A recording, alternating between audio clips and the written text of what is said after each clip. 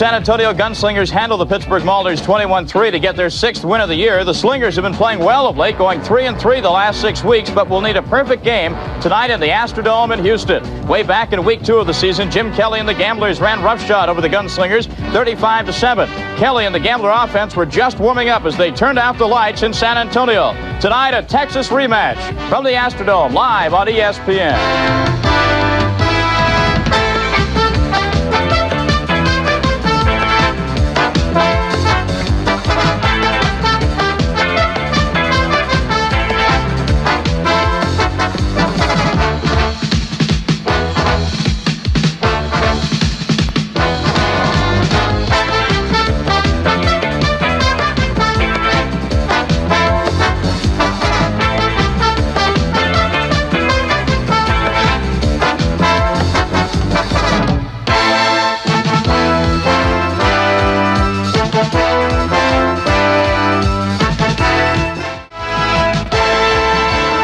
Welcome to the land of the run-and-shoot offense. The Astrodome in Houston, Texas, where the Gamblers tonight, led by Jim Kelly, take on the San Antonio Gunslingers. San Antonio has won the toss and will receive, so we will not see the run-and-shoot offense for a while. Under Jack Pardee, himself known as a great linebacker, all-pro, defensive coach, but Mouse Davis has come down from Portland State and has put in the run-and-shoot offense, and that's what everybody's talking about. But the head man deserves the credit, as does Gil Stanky, 65 years old, the oldest coach in professional football today as a head coach, and Stanky has had his team go out and win 6 ball games this year when, as we said, many people thought he'd win none. Jim Kelly, #1 draft choice, Buffalo Bills, National Football League, instead signed for Houston, and look, nearly 5,000 yards, and you saw 40 touchdowns already. He has set all kinds of records already. 1 more touchdown, and he'll break all records for touchdown passes in professional ranks.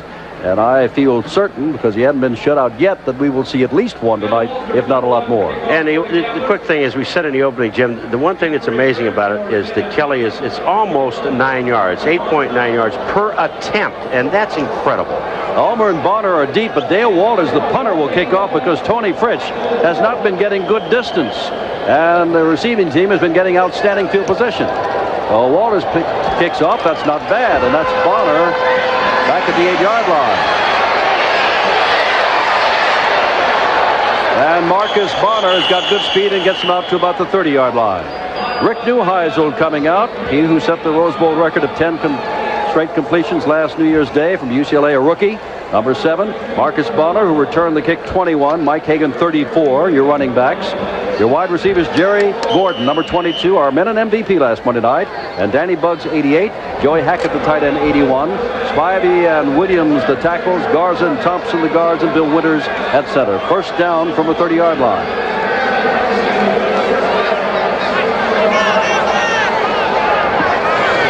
Neuheisel, the fake to Hagan, and he puts it up and has his receiver and thrown back is #22, Jerry Gordon, who caught all those passes last week. And that is almost the first down. Lloyd Lewis takes over for Cleveland Crosby tonight at left defensive end. Crosby serving out a 1-game suspension for leg whipping Rozier up in Pittsburgh some weeks back. Tony Fitzpatrick, 62. Hosea Taylor, 93. Pete Caton, 77. The front 4. I'll give you the linebackers and deep men in a moment. Second down and short.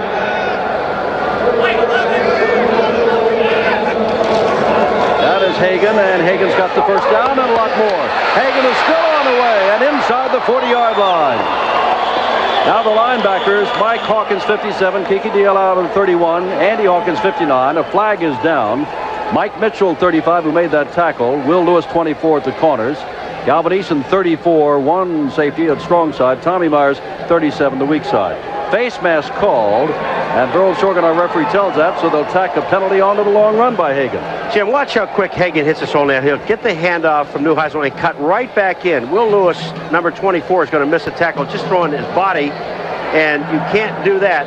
You can't throw your body. There's Will Lewis coming back downfield to try to help. Excuse me, that was Calvin Eason that threw his body.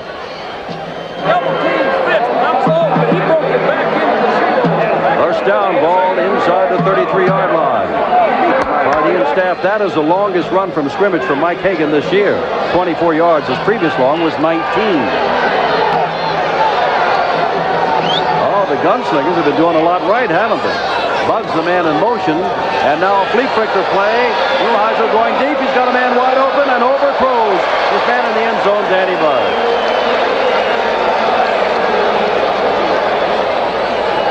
Neuheisel had his man wide open and just threw too long.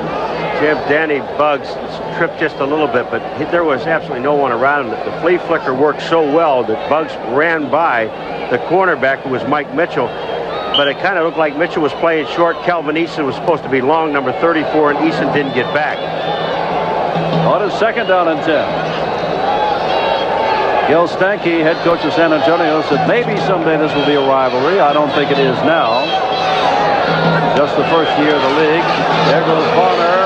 Marcus turns it inside, is still on his feet, and Bonner does a good job. Gets inside the 30, down near the 25-yard line. Before the tackle was made over there by Mike Mitchell, number 35, the cornerback on the play.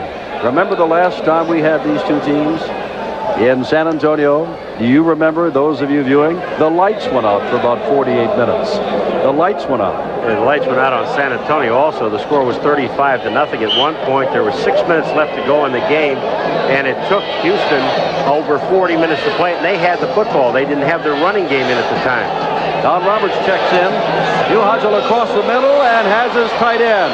That is Joey Hackett, and Hackett's got the first down inside the 15-yard line. And the Gunslingers got a good return back to the 30 and have been marching ever since. The Gunslingers and Neuheisel read the blitz. The blitz is coming up, and you're going to see Hackett. When he goes across the middle, look, there's absolutely no one there. He almost drops the football. Calvin Eason, number 34, trying to make the tackle, did not wrap his arms around, and Hackett moves the ball inside the 11. Gamblers are having it taken to them here in the early going. All just outside the 10, first down. Here's Bonner coming this way.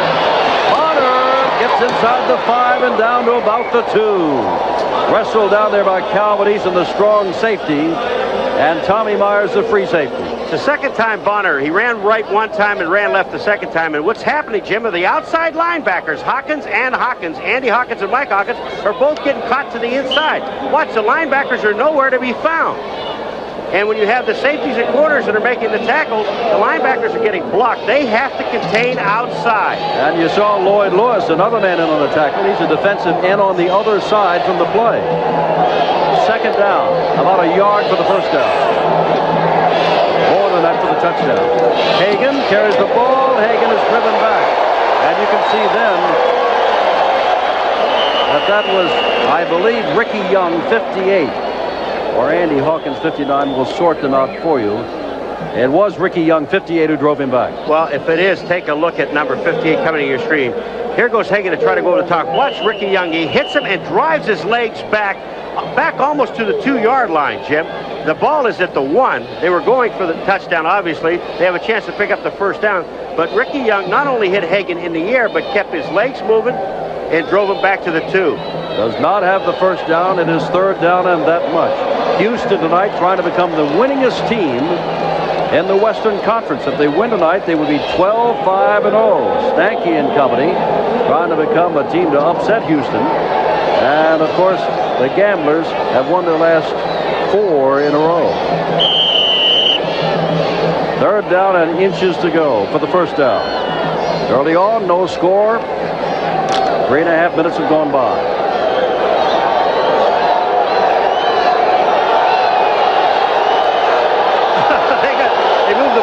Put Houston offside. And into the end zone goes Hagan, and that's a touchdown.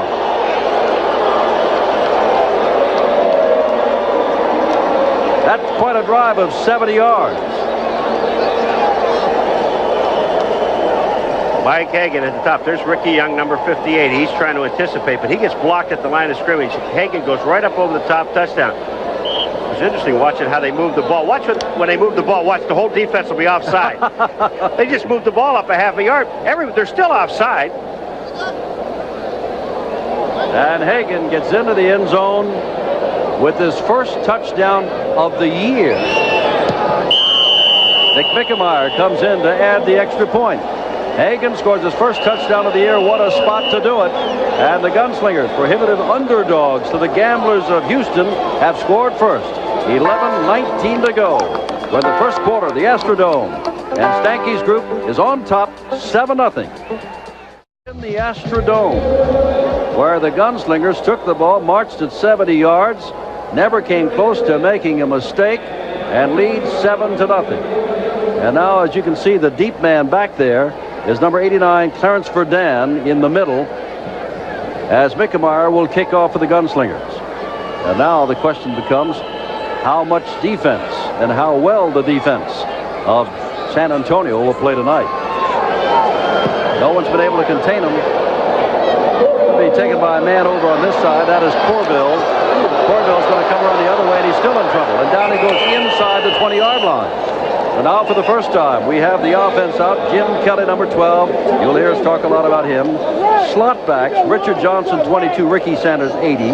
Running back, Todd Fowler, 46. Very near the 1,000-yard mark, even though he didn't start too well into the season. Wide receivers, Gerald McNeil, 13. And Greg Moser, 85. For those of you who have not watched Houston before, no tight ends. Only one running back. Ernie Rogers and Denver Johnson, the tackles. Scott Boucher and Billy Kidd, the guards. And Frank Khalil at center. First down from just inside the 20-yard line. Everybody will be running everywhere. There goes Sanders. And Kelly's going to throw on first down. Kelly has the ball out and undercut down right at the 20-yard line is Sanders. Cut down by number 28, Jim Bob Morris, who had a great week last week with 3 sacks and 1 interception. Defensively for San Antonio, across the front 4, Mike Sinclair, 78, Paul Hanna, 65, Tommy Tabor, 77, Terry Monroe can play tonight in that spot, Ken Gillen, 76. The linebackers, Rich DeMicca, 51, and Putt Choate, 55. And your defensive back, John Bearfield, 58, Jim Bob Morris, who made the tackle, 28, Rock Richmond, 29, Peter Rayford, 20, and Larry James, 24. Yeah, a lot of defensive backs. 6 of them. Second down and 9 to go. Kelly swings it out here, and this is Johnson, and Johnson is very close to the first down, stepping out of bounds as he gets to the 30-yard line. John Bearfield there to make sure that he went out of bounds. It'll be third down and a yard to go. 10 minutes left, first quarter in the Astrodome at 7-0 San Antonio. We will be back here next Monday night when Memphis comes to town. And between now and then, as you look at the scoring drive, we'll see that all-important game on Saturday night between Los Angeles and Arizona from Tempe. Third and short is not necessarily a running down for Houston. However, here it is. Fowler's got the first down. Fowler creeps closer to the 1,000-yard mark. Big, strong rookie out of Stephen F. Austin. And by the way, the supplemental draft, Dallas Cowboys picked this man number 1. All right, Fowler needs 84 yards to get over the 1,000, but just take a look at there's excellent blocking up front. Boucher, number 60, the left guard, gets a good block, and all you've got to do is give Fowler that small crack in the line, and he's gone. You've got to cover so many people, and you can only really put one guy. The linebackers are responsible for the fullback. This is Johnson in motion. And Kelly getting the ball out to Johnson. They're playing well open. And Johnson gets about 5 or 6 yards. Johnson started his motion and peeled backwards, not toward the line of scrimmage. So the cornerback was well off him. By the time he caught the ball and turned it upfield, he got 6 yards. You got to keep an eye on Johnson because Johnson supposedly has a slight hamstring pull. And that gives him now 105 receptions. Can you imagine? I was saying about Ricky Sanders, 89 catches before tonight, 90 tonight. And he's trailing the leader on his own ball club by 15 balls. But going into the game, he's only 6 yards behind him, so he makes do with what he gets. That was Sanders in motion. And that ball is intercepted. And here comes number 29, Rock Richmond. Gunslingers are in good position here. Richmond with his second interception finally knocked out of bounds as Kelly is intercepted for the 22nd time this year. And believe me, Rock Richmond was the only one in the area. Well, incredible. Gunslingers lead by 7 and have the ball. Gunslingers have not been shut out all year. They already have 7 points. Jim Kelly intercepted. That's about as upset as you'll see him get. He'll be back. First down from inside the 22. Bonner with the football. Has one block and gets inside the 20 down to about the 17-yard line. All right, on this play, Kelly is actually going to throw the ball to Richard Johnson, who gets held up at the line of scrimmage. You'll see him just to the left of your screen. He gets bumped downfield by Jim Bob Morris. Of course, Rock Richmond picks up the ball, and Fowler's going to knock him out of bounds. But that ball was supposed to be thrown to a spot, and Johnson never got to that spot. Rock Richmond did. Ball at the 17-yard line, 2nd down and 5. Richmond's second interception.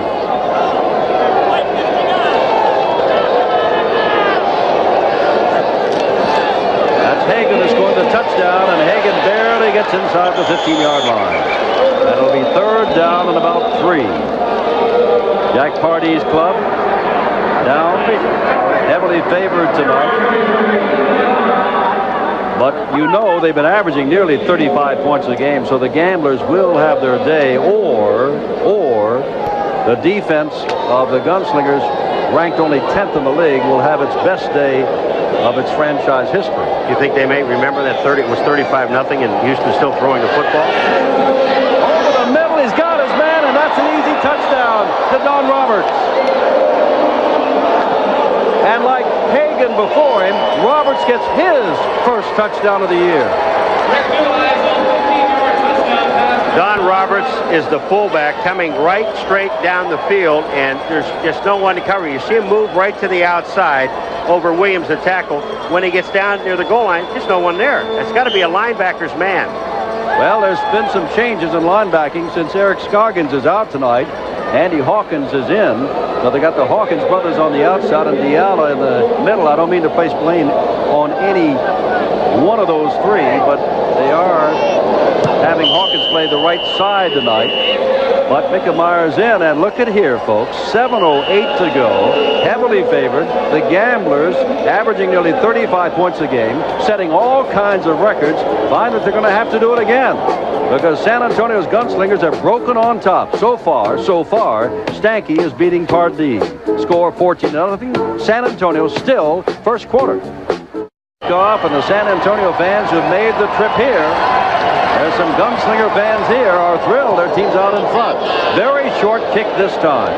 Very short kick taken by Burdan. And Burdan streaks down the sidelines and is bumped out of bounds, but out near the 46-yard line. Mickelmeyer had to take him out of bounds. Let's take a look at it now. Don Roberts, number 43, is going to come across the middle. All the linebackers, everybody's worried so much about Jerry Gordon on the outside, and none of the linebackers covered. Andy Hawkins is the closest man to him, number 59. So if you're going to put the blame on one guy, Jim, it would have to be Andy Hawkins. But the ball on the 46-yard line as we come back live now, and now outstanding field position. 22-yard scoring drive after the interception by Rock Richmond in the last 15 yards went from Neuheisel to Don Roberts. Roberts and Hagan scoring their first touchdowns of the year. Look at this. Richard Johnson, Greg Moser, both on the same side. Now Johnson starts in motion, and they got a third receiver on this side. And so no wonder they're throwing to this side to Sanders, who steps out of bounds after picking up 8 yards to the 45-yard line of San Antonio. They had Johnson and Moser over there, and Sanders slotted there. 3 receivers to one side and a 4th to the other side. And they run Moser and Johnson deep, and they just bring Sanders underneath, and that means that the safety's got to come all the way up to cover him, or a linebacker try to stay with him. Houston will not go out of their game plans, Jim. That short pass, remember, per attempt, almost 9 yards. Right there, they picked up 9 yards on first down. And let me repeat what Paul said, per attempt. That doesn't mean per completion. Every time he cocks his arm and lets go of the ball, he averages 9 yards. Flags go down. One man jumped across from the defensive side, but he is now pointing, as they all do, at the offensive left tackle, saying he moved. Start. It'll be a false start against Houston. Number 70, offense. And that would be number 70, Robinson. Now, how about this? We were told that Tommy Robinson would not start tonight and had been put down on the developmental squad. We look out there, and Tommy Robinson is playing. Let's get it. Let's get it. 2nd down and 7, and Jack Pardee needs some. But like Jack, you'll save the voice for later. It's a long game. We're still in the first quarter. 6:50 to go, sure. Yeah. Better wait a while. There's Sanders in motion. Kelly gets the ball over there to Sanders, and Sanders is forced out of bounds across the way by number 42, Maurice Tyler, the safety. And that is shy of the first down, and it is going to be third down and about 4. 14-0 San Antonio. And just keep one thing in mind, folks, when you watch Houston, the Houston Gambler offense. As I said at the beginning, you have to play perfect defense for 3 downs. We watched Kelly loosening up, and Jim Simpson pointed out down to me. Paul, the only ball that was dropped was someone in their hands, because he does not miss his receivers. Oh, he's something. Coming out here, and that was slightly behind Johnson, and it's 4th down. And they're going to kick the ball away. Now Jim Kelly with those 40 touchdown passes and those 4,825 yards and those 9 300-yard games may yet have the same kind of statistics before this night is over, but not thus far in the first quarter. That is for sure. And you can see Mike Ulmer, the deep man. And Dale Walters will kick it away. Ulmer standing on his own 10.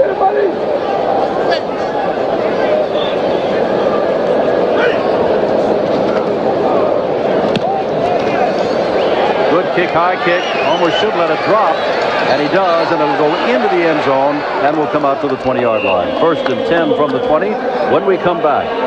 Jim Kelly has reason to be upset. His team trails 14-0.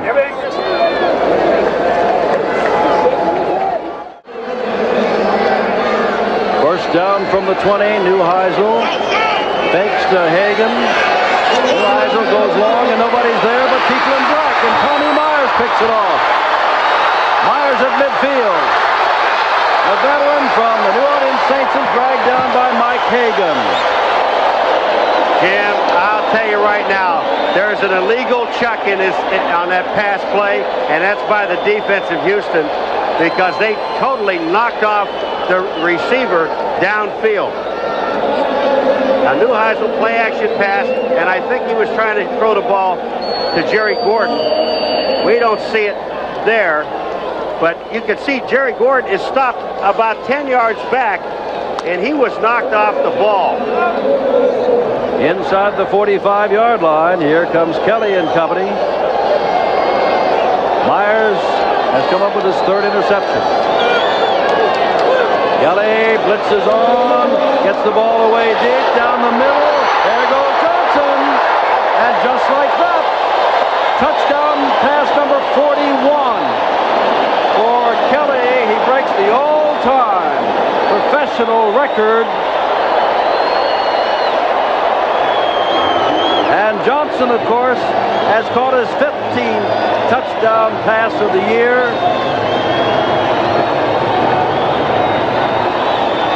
45 yards. This Gambler offense, crowd loves him, and no wonder. They want him to come out because he just did break the record. Well, Paul, they plan to, after the extra point, they planned, Jerry Argovitz, the owner, to give him the game ball, or at least the ball he threw for that 41st touchdown pass. I'd keep that ball in play.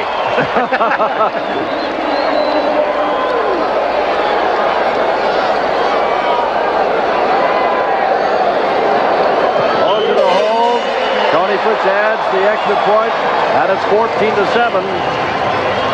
There is Jim Kelly across the way. He throws this to Richard Johnson. Jim Bob Morris is trying to cover Johnson. You can forget that. Look at Kelly looking off to his right, then he throws back to his left.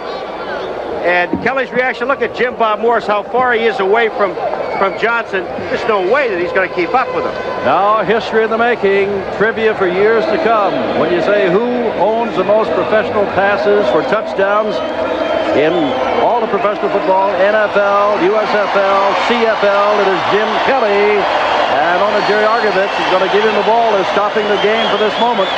And we still have 5:51 to go in the first quarter. But Houston's back in the ball game, trailing 14-7. Ulmer's the man back at the 6-yard line. Ulmer coming the other way. Great reversal of field. Shifts the ball to the other arm away from the tackler. Does a good job. And the tackle is made by Tony Fritsch, or rather Walters, the man who kicked off. You know what happened? The outside man on the kickoff team is Darrell Clark, number 40. And his job is no matter where the return man goes, Jim, no matter where he goes, right, middle, he stays to the outside for the last minute. And he didn't do that. Homer came back to the left side and picked up more yardage.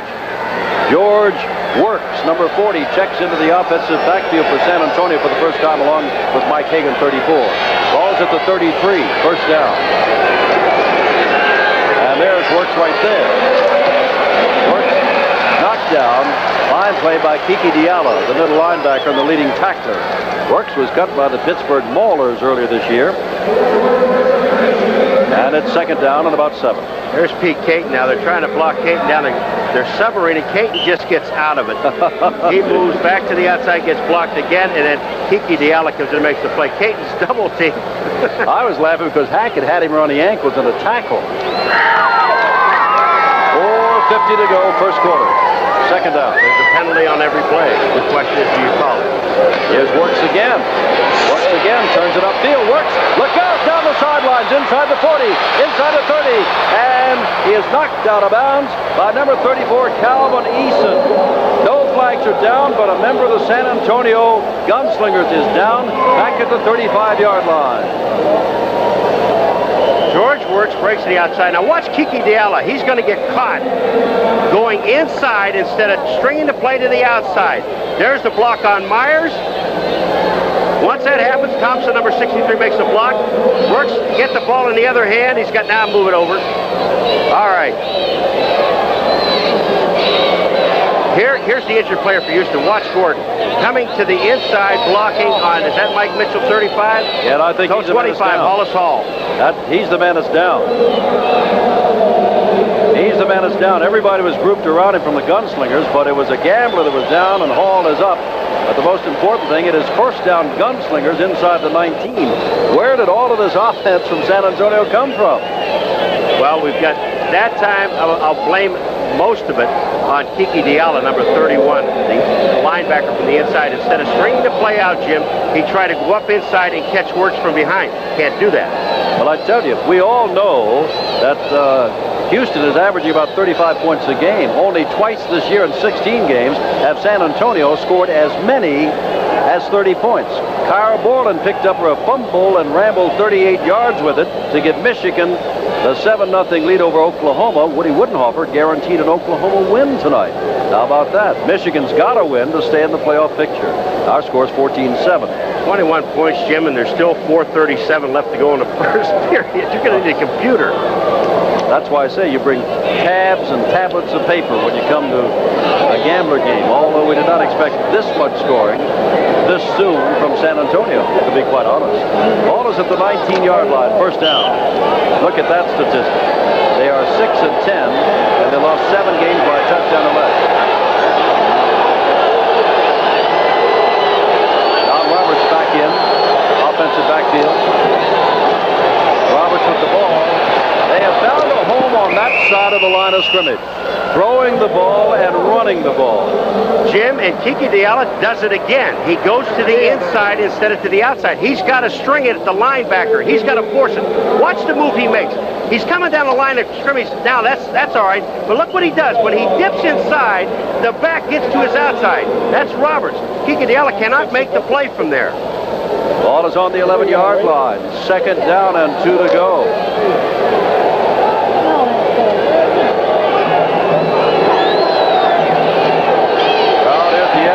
Stunned and calling for defense. That is Hagan. Hagan, look at this! First and goal to go from the 1 or 2 yard line. They are tearing apart the defenses of the Houston Gamblers, who are known for their offense. The Gamblers' defense are overshifting when they see the sweep coming to the left. All Hagan did was cut back to the inside, the blocking by the center and the 2 guards, Thompson and Garza Winters. And look at this. There it is. There's the hole. We cut right back to the inside. Tommy Myers, the safety, has to make the tackle. Well, they were asking Pardee, was he going to rest anybody once he got ahead tonight? Once he gets ahead tonight, that may take a little while. First and goal to go.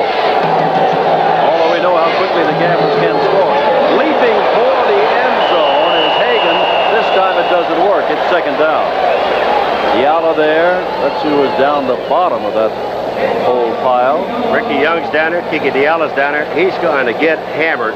This is just trying to go up over the top. That's Hagan. Watch this. That's Young again, and Kiki Diallo that time filling the hole. Young hit him low. Diallo on the top side. They take out a running back, Works, and put in a wide receiver, Jerry Gordon. Second down. We're in the Astrodome. I wonder if Bill Winters is going to move the ball up again and push the defense offside.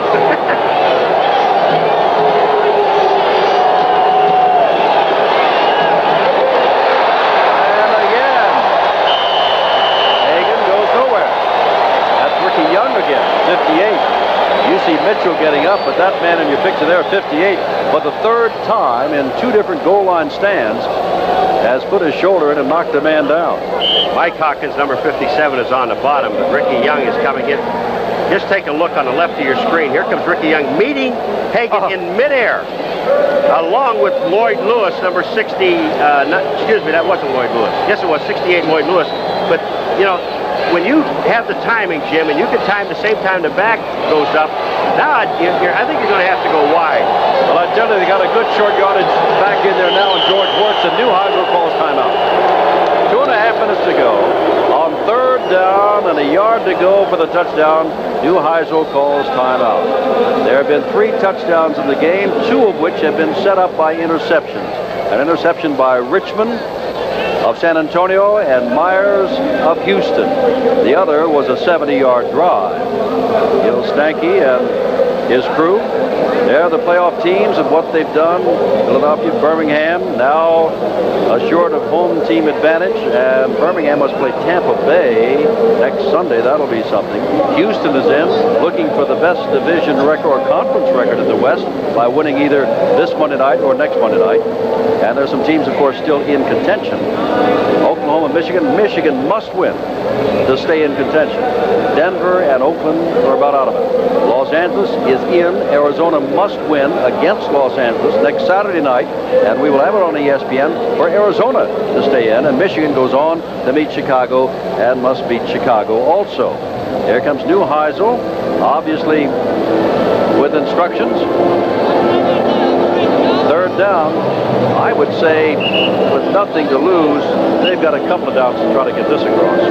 And here, Rick Johnson has hit Alfonso Williams for 10 yards, and Oklahoma and Michigan are now tied 7-all in the first quarter up at the Silverdome. And Marcus Bonner in the game. When they took the timeout, they put Mike Hagan back in along with George Wirtz in the backfield.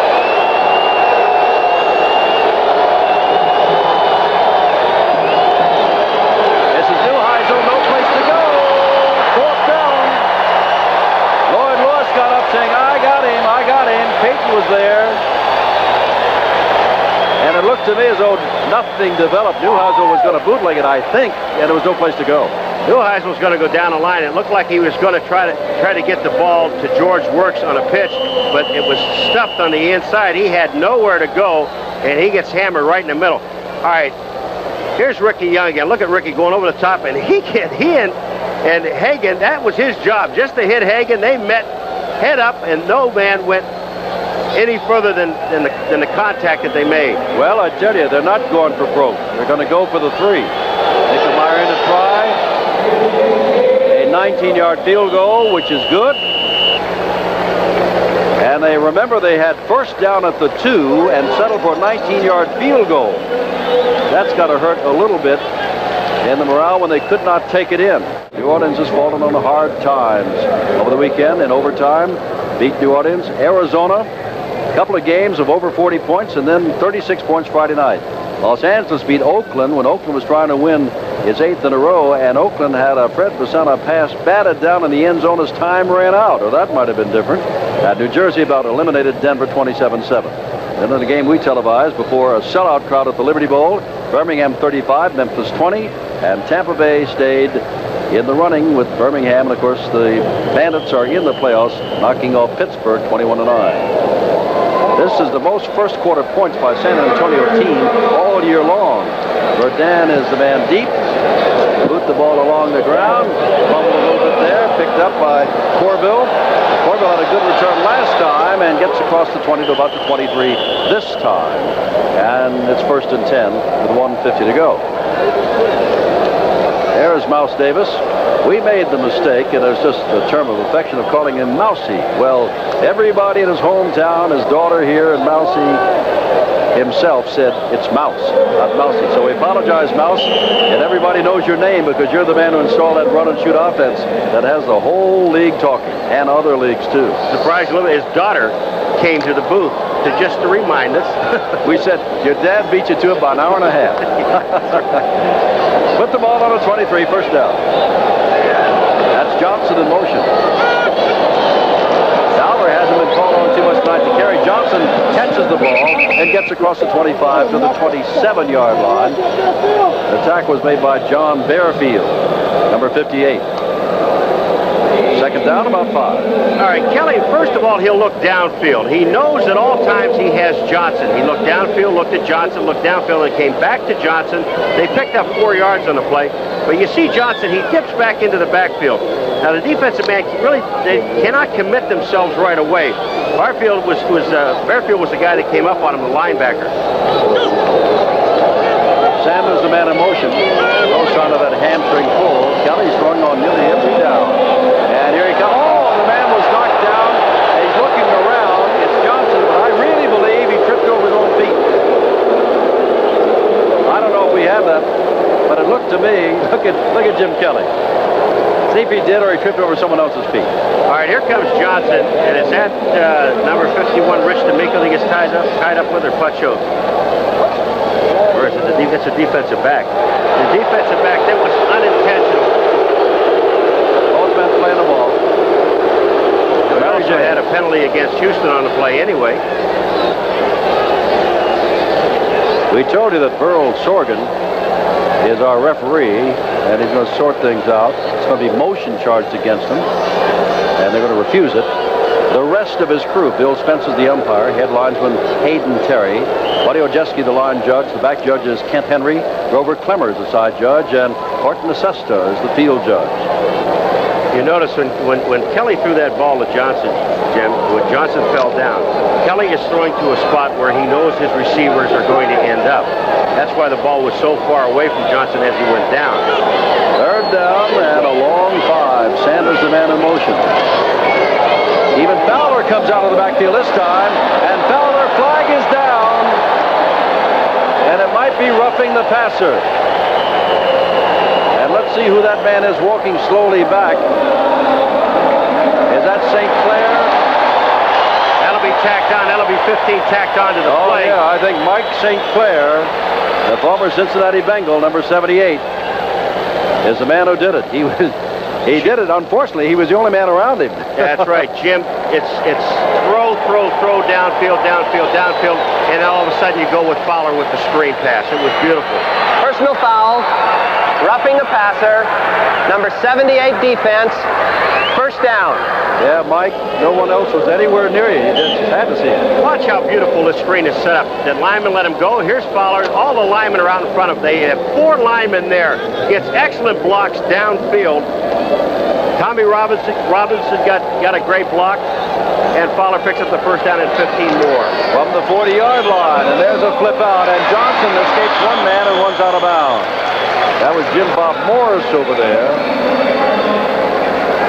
And Johnson goes out of bounds after picking up 7 down to the 33-yard line. Bill Stanky now knows, well, he knew it anyway, that Houston can move the ball, and unfortunately they're moving it down. There we are again, a first down play, pick up 8 yards, and that's all it is. It's a simple little flip pass to the outside to Richard Johnson, who goes in motion. And they can work that play back and forth on either side of the field. You know, I've had fourth quarters take 45 minutes or more, but this is the first quarter and it's taken 45 minutes, and it's not over yet.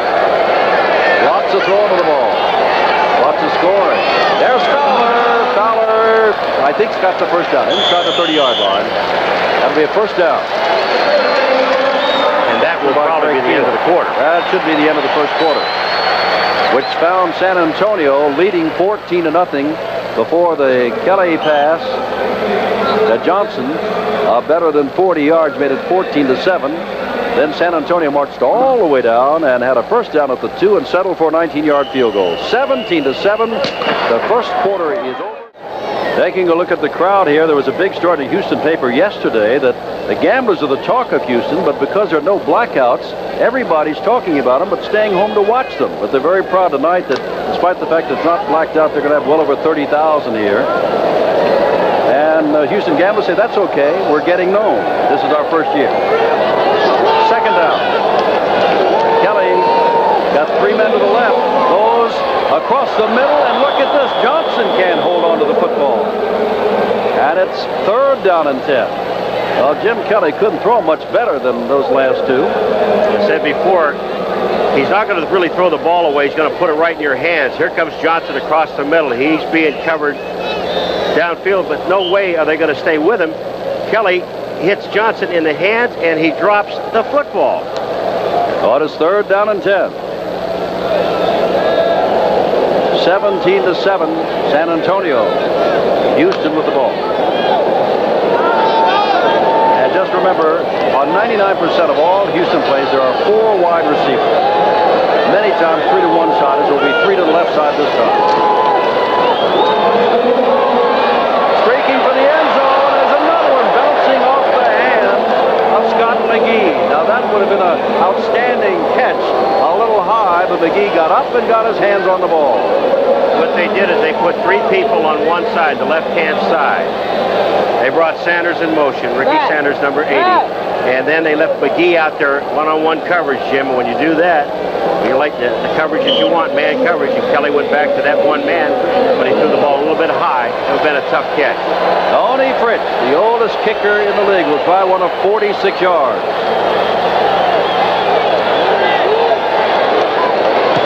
From 46 yards out, he's got enough foot, but it's off to the side. It is no good. And with 14:39 to go, the Gunslingers have held on and lead by 10. 17-7, 14 and a half minutes to go in the half. Gunslingers lead and have the football first down at their own 29. George Works is in there. The fake. Here's Neuheisel. He can run with the football. And absolutely threw the ball out of bounds. He was also over the line of scrimmage when he threw the ball, Jim. That's going to be a penalty and a loss of down. Oh, yeah. That's the illegal forward pass motion right there. Then they'll give you the hands behind the head in a moment. Coming in to loss of down. Rick kind of panicked there. He could have run or just slid, and he would have had 4 or 5 yards. But instead, over the line of scrimmage, without doing either, he threw the ball away. Presence of mind. You've got to know where you are in the field. And actually, you know, he'd already picked up 2 yards. Illegal forward pass. Number 7, offense.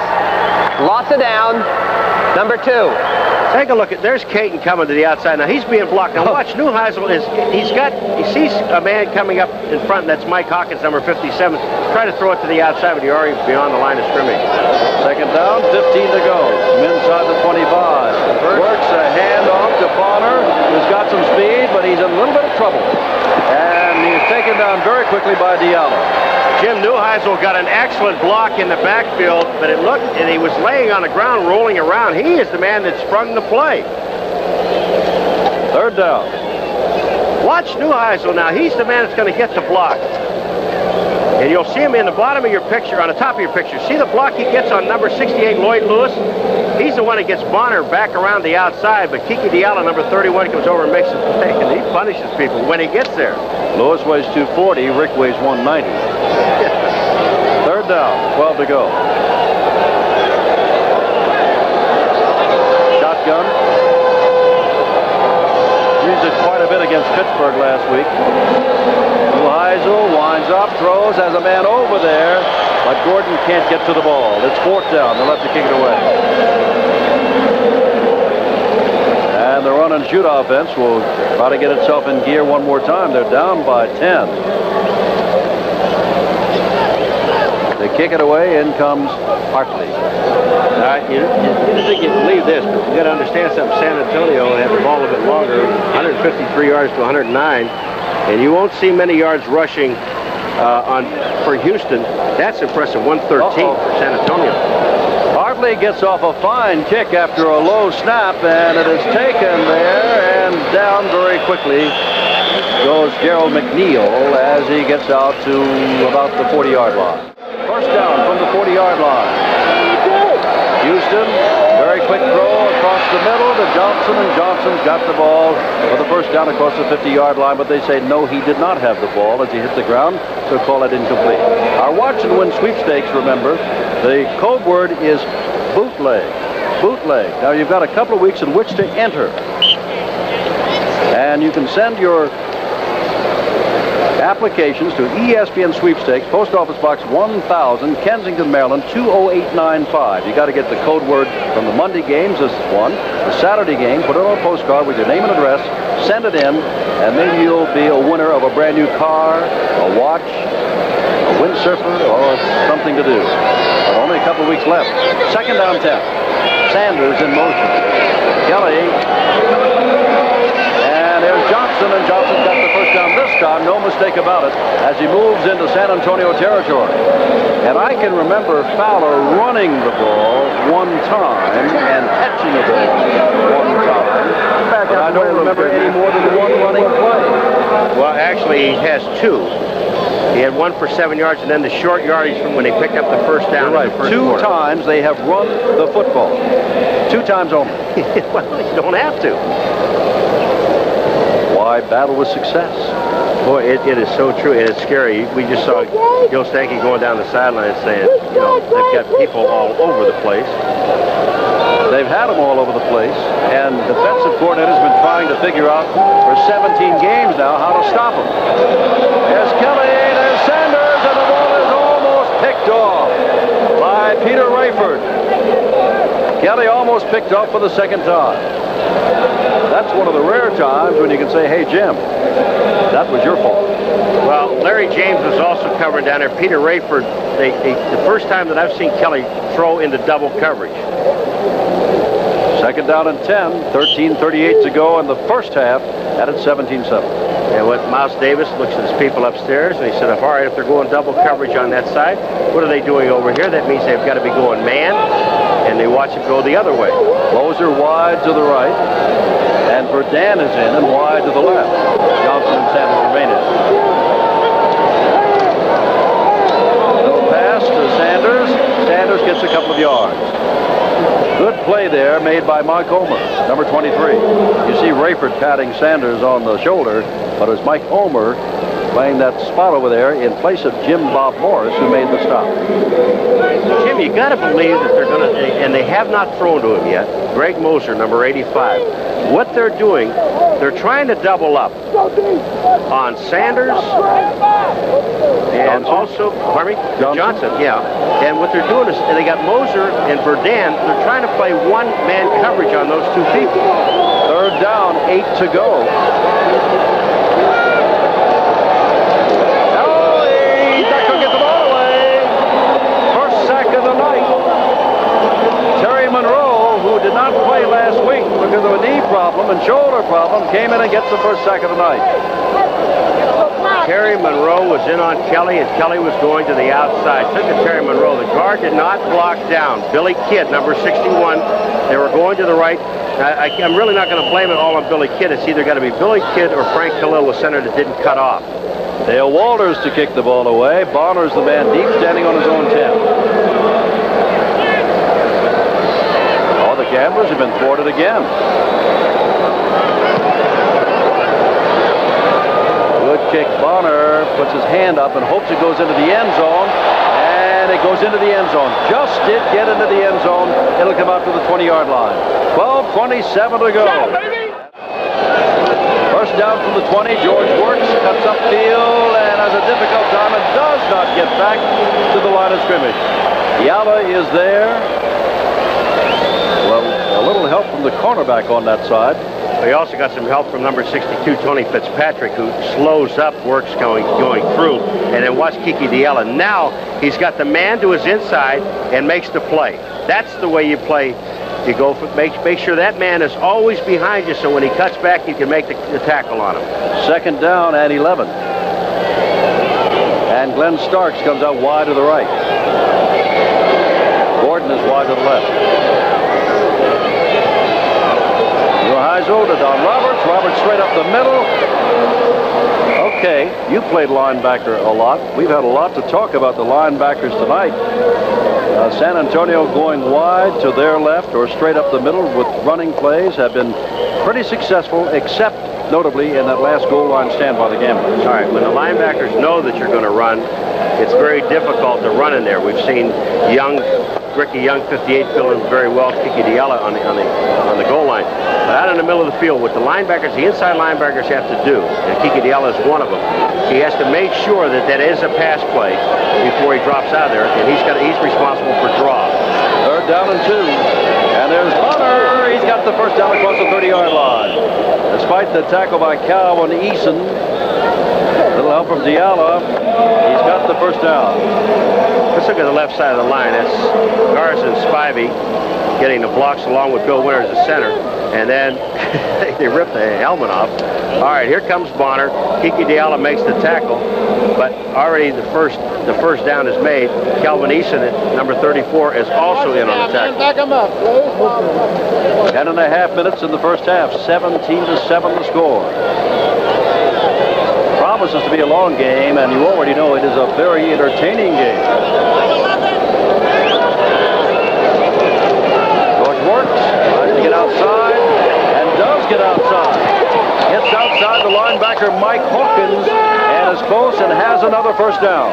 Jim, I'm talking about the linebackers because it's true. Mike Hawkins that time, the play was made inside. If Hawkins stays to the outside, watch what Hawkins does. He takes on Hagan and lets Hagan turn him for that 1 second. Then Works gets to the outside. He has to stay outside, force everything back inside because he has help there. He has no help on the backs on the outside. Time is called by Burl Shorgan, our referee. Out into the flat, Caton comes in, along with Hosea Taylor, number 93, comes in. But here it is. Here's Roberts picking up the first down. Number 24, Will Lewis, along with Hawkins. Ball at the 44-yard line. San Antonio, 1 of 6 this year. And 7 of their 10 losses have been by a touchdown or less, and they are playing Houston tough tonight. Throw out here to Mike Hagan. Hagan is dragged down, and that is by number 57, Mike Hawkins. The reason it's good extra effort, continuous effort, Jim, is because he had 2 linebackers on him, Mike Hawkins and Kiki Diala. Those are the 2 men that really made the first stop. There's the offensive line blocking. Lewis on Williams. Williams doing a good job. And Diala is down. You see him here, but he is down now. Now take a look at it. You're going to see Hawkins and Kiki Diala. They're going to converge on the tight end. Watch this. Kiki knocks Hawkins off. And Kiki Diala is down. 15th against the pass, 7th against the rush. Although the Gunslingers have been able to move the ball on the ground very well tonight. That is Works, and Tony Fitzpatrick's got it.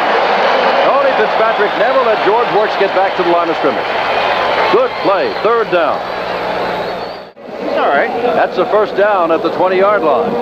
Jerry Gordon has put 2 crushing blocks, one on a linebacker, this time on a defensive tackle. He likes the bigger guys. There it is, head to head.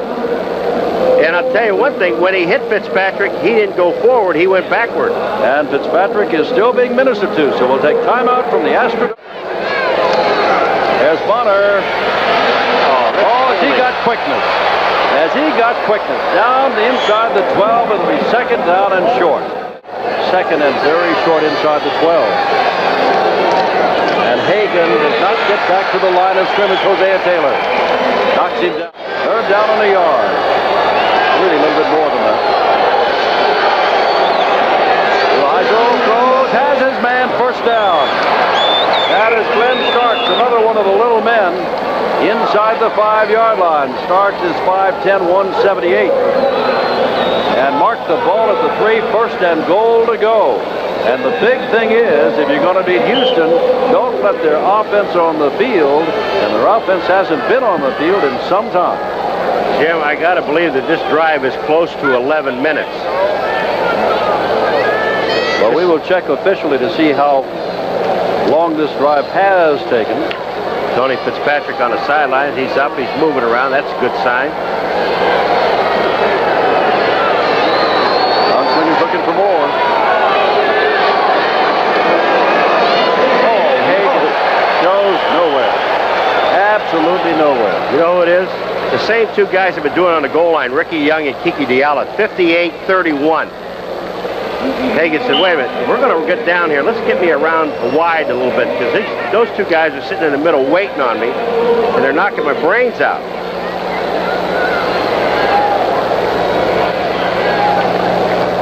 Ricky Young going off the field. Young has done a great job inside that 5-yard line.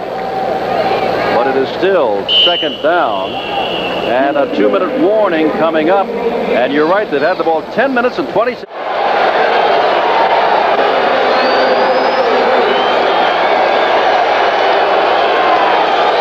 Neuheisel looking in trouble in the grass. Down he goes, and that is Pete Caton.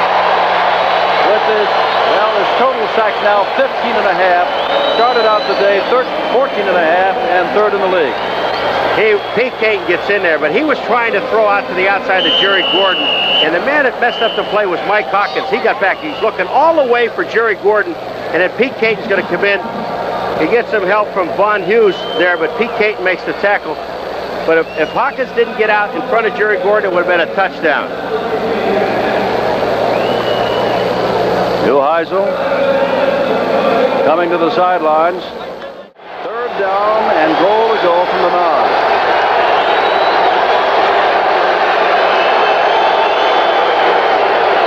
Brown is on its feet. Neuheisel throws in the end zone. Roberts can't get it and says, I was held, but there are no flags. And so Mickemeyer apparently will come on the field, and here he comes to try for his second field goal of the night. Roberts is covered down there one-on-one by number 25, Hollis Hall, and they were saying that he was held. There's the left of the screen, Jim, and Neuheisel is, first of all, he was looking at Gordon, and here he comes back, and he is held. That's an illegal chuck downfield. Can't touch the receiver. But I tell you, this is the second time, for whatever reason, that San Antonio has had a first down inside the 5 and has had to settle for a field goal. This is 16 yards. From 16 yards out, it is good.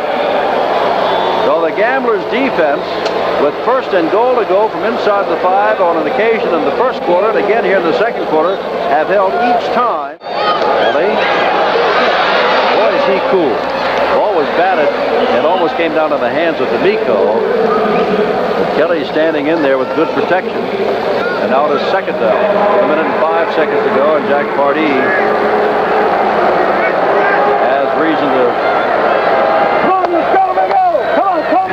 Well, he's voicing it for me. This man here has done so much. Just can't believe it be held down, but every man has that kind of day for whatever reason, and Kelly throughout 28 minutes and 55 seconds has not had a great day, even though he's thrown a touchdown pass. Not all his fault. Now he goes down the middle, and that ball is picked off.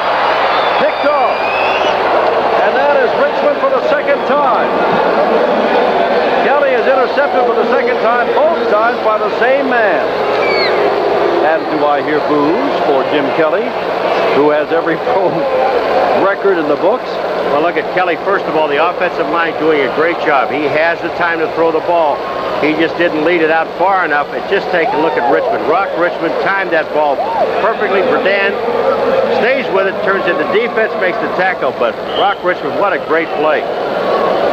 Ball outside the 20-yard line. Richmond has doubled his total interceptions for the year with these 2 tonight. Now let us see how San Antonio plays it, whether they're just content to run it down in the last minute.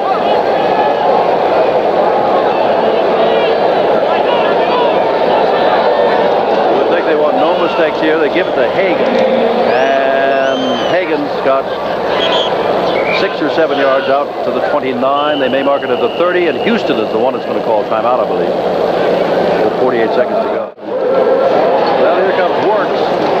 And if there's any doubt before, George Wirtz has picked up the first down there out to the 35. There's Hagen.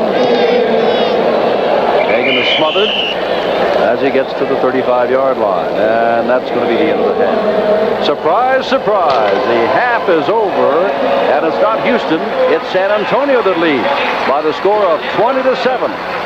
Halftime with Tom Mees coming up in a moment. And once the halftime is over, Paul and I will be back for half number 2. 20-7 to score. Redan, the man who is deep, and Mickemeyer to kick the ball off. As we're about to start the second half, before a stunned crowd who cheered more for the wedding than they have had a chance to cheer for anything in the first half. Mickemeyer along the ground, and it is picked up over there by number 34, who is Calvin Eason, the strong safety, and Eason does a rather good job of getting the ball back across the 35-yard line to about the 37. So Kelly will come out, number 12, with the slot backs Johnson 22 and Sanders 80. His running back Todd Fowler, who only had the ball twice for 10 yards in the first half. And his wide receivers McNeil 13 and Moser 85. Never threw to him. Rogers and Robinson, the tackles, Boucher and Kidd, the guards, and Khalil at center. San Antonio, St. Clair, Hanna, Monroe, Gillen, Bearfield, D'Amico, Choate, Morris, Rayford, James, and Rock Richmond with those 2 interceptions. Sanders in motion, the ball at the 36-yard line, and Kelly doing what he's been doing throughout the first half, throwing, and he can't get the ball away. And down he goes, and very carefully with him was Paul Hanna, just putting a hand out to make sure he was down. Michigan trying to stay alive in its quest for a playoff spot. A win tonight doesn't guarantee it, but at least they're out in front of Oklahoma 21-14, and Bobby Hebert is back at quarterback. He's got arthroscopic surgery coming up on perhaps both knees once the season is over, maybe even more serious than arthroscopic surgery. And Whit Taylor had been starting, but Hebert is in there tonight. From the 35-yard line, second down, a loss on the play, 11 to go. And now we see Scott McGee is wide to the right. Kelly pumps once, puts it out here, and Sanders has it intercepted in front of him. And it's Mike Ulmer who did it, the 3rd interception of the night. And San Antonio leading 20-7, gets right back in high gear. We talked about San Antonio's defense in the first half, but you can't play it any better than Mike Ulmer did here. Just take a look at it. Ulmer sees his man coming out Sanders. Now watch, he'll turn. See, Sanders looks at the ball. Ulmer turns to the ball. Great position. Goes up and makes the interception. That's fabulous. And here comes that San Antonio offense. Neuheisel's the quarterback. They've used Bonner, Works, Hagan, and Roberts thus far, as well as Rush. Gordon, who's throwing a lot of blocks, hadn't caught the ball at 22. And either Bugs or starts 88-89, and Spugs in there now 88 as a wide receiver. And straight ahead is George Works. They think highly of George Works, who went to Northern Michigan, cut by Pittsburgh, as we said, earlier in the season. They think he's a real keeper. 5'10", 190. Second down and 8. And you know that San Antonio is not going to go to the air unless they have to. That 10-minute and 47-second drive showed them something. They can eat up a lot of time off the clock, and they lead by 13. And I think Tom Mees hit it right on the head at halftime. It's up to the Houston defense. They have to stop San Antonio. Here's Works again. And a flag comes flying from way downfield as Works is knocked down at the 43. And I think we're going to get a clip on San Antonio blocking back from behind. And the block was made on Mike Hawkins. I don't know who the... Illegal block, you're right. No, it's a legal block. You're right. Block.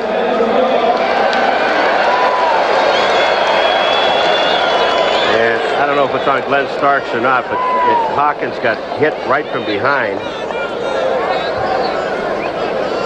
Our referee, Earl Sorgan, pointing out things to the defensive captain Diallo. And I'm sure, well, I'm not sure, but I would assume that he would take the penalty, and he's going to take the penalty. Takes it down to the 33-yard line. Illegal block in the back. Number 89 offense. Still second down. And that starts. Second down now. Those wide receivers going in on those linebackers. He must have gotten the word from Gordon at halftime and said, look, it's easy. Just go down and nail him. Gordon is out here. Will Lewis playing him one-on-one. Starks on the other side is being played one-on-one by Mitchell. So Neuheisel's going to look to throw. And does throw, and it's beyond the entire receiver. And that is Tony Armstrong, the tight end. And it's third down. Double tight end that time for San Antonio. Hackett on one side, Armstrong on this side here. Now watch Armstrong. He's going to break behind Hawkins, Andy Hawkins, and he is open. The ball is thrown behind him. No chance really to make the play, but you could see that he was open. He had Andy Hawkins beat the linebacker. Well, they need 18 yards for first down, or they give the ball right back to the Gamblers. Mark Rush is in there at one of the tight end on the shotgun. Well, he plays slot back, running back, tight end. Low pass, Neuheisel out of the shotgun, puts it up, and to nobody. Nobody was between the two defensive men that he threw between. And it's fourth down. And so Ken Hartley will come on and must kick the ball back to Houston. Well, he was trying to get the ball out to Marcus Bonner, who was covered by Kiki Diallo, but Pete Caton, number 77, is coming. Right there, he has time to throw the ball. When you have that much time, remember, this is all shown to you in slow motion, but he could see out of the corner of his eye Pete Caton coming at you.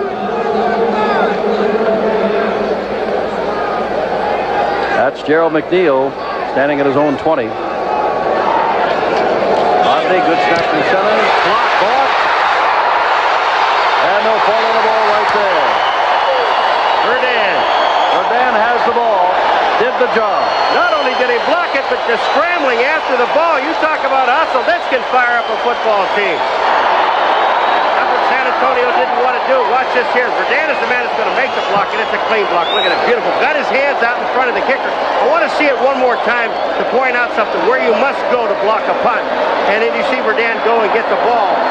But Verdun, you go out. When a kicker is back, you go out 4 yards in front of him. 1, 2, 3, 4. Watch 4 yards, and he's right there to make the block. You don't go at the punter. You go to where his leg is going to be. Ball is on the 26. First down. Kelly, and he's going to look deep. And there in the end zone for the touchdown is number 88, Scott McGee. His fourth touchdown. They love to go after a big turnover like that deep. 26-yard touchdown. It's 20-13. And that's touchdown pass number 42 for Jim Kelly. Jim, that's what scares you, and it has to scare Gil Stanky and the San Antonio Gunslingers, because one play, one mistake, the block punt, and again, one play, score. Can Hartley take an extra step because he got a great snap from center? He did. He skipped one time and took an extra step, and that probably did cause the block. He got a great snap from center. There's no reason for that. Only 3 Frisch come in. But in any event, it was blocked by Verdun, recovered by Verdun before Kelly went to work. Kelly sees Scott McGee right down the middle. They're doubling on the outside. Scott McGee is there. Peter Rayford, number 20, tried to get to it. Just couldn't get there in time. 12-11 to go, but it's tightened up, hasn't it? It's 2014. It is second down and 25 to go.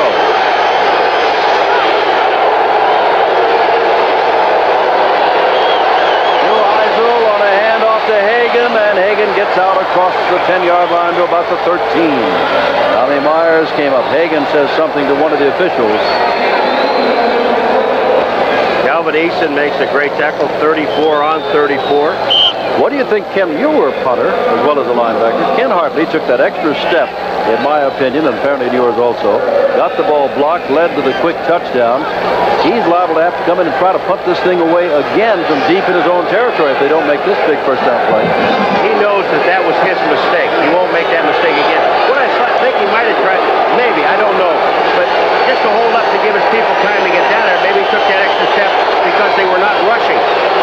Didn't believe Verdun would make it there. 3rd and 17, and there are no flags on the play. Getting up is Hackett. Eason was with him. So Hartley must come on and kick the ball away. Houston down by 6 will get the football back a little bit less than 10 minutes, third quarter. If you take a look at this one from the end zone, what you're going to see now is you're going to see the whole offensive line tighten up. They had one block. They're going to tighten up the offense and force the defense, Houston, if you're going to rush, you're going to have to get it from the outside, and that's almost impossible. Remember, Hartley got an outstanding snap from center last time. He just took that extra little skip. McNeil standing his own 41-yard line. Even the upback, Putt Choate, number 55, is even closer. He's not as close to the punter as before. They force everything outside. Another good snap and a great kick. McNeil inside his 45. Oh, look at this. The flag is down as McNeil gets down inside the 20, the 15. He is going to score, but the flag is down back at the 41. Coming back.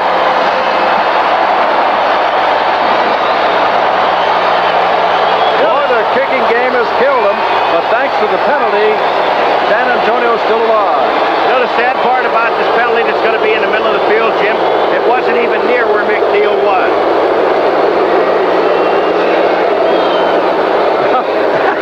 I'm sure he is upset at why not.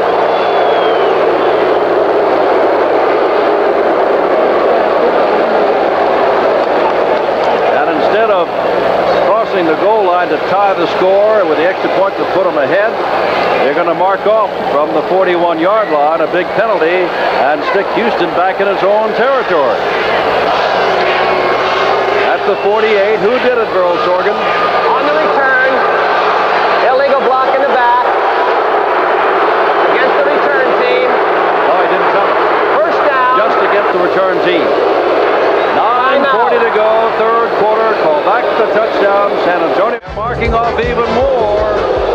And I think an unsportsmanlike penalty, that's what it is, against Houston, is going to take it back inside the 35. First down at 25. So they missed the touchdown. They were penalized back to the 48-yard line, and then a big 15 yards for unsportsmanlike conduct. And it's first and 25. Jim, and it was against the bench, so it had to be probably the special teams coach, which may be John Jenkins. That's our guess. Sanders in motion. Kelly puts it across the way. And Sanders gets a few of those yards back, and the flag goes down. Spearing. And on Putt Choate for Spearing. That'll get him back. Now it's Kelly's turn to clap his hands.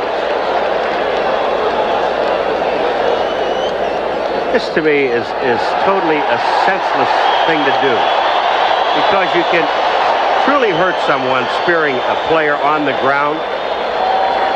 Sanders is not a big man, 172 pounds, and Putt Choate just went on him. I'm sure the adrenaline was flying, but still he knows better than to put your helmet in there. Especially, you know, the man is down. Personal foul. Unnecessary roughness, number 55 defense. Now, see, you had him in a First hole, down. and you let him right back out with that kind of play. Exactly. And now take a look at Sanders here. Now, you know he's on the ground. He dips back. Kelly hits him with the ball, makes a quick move, and comes back to the inside. Now, he's tackled there. He's down, and Putt Choate just puts his helmet into his helmet.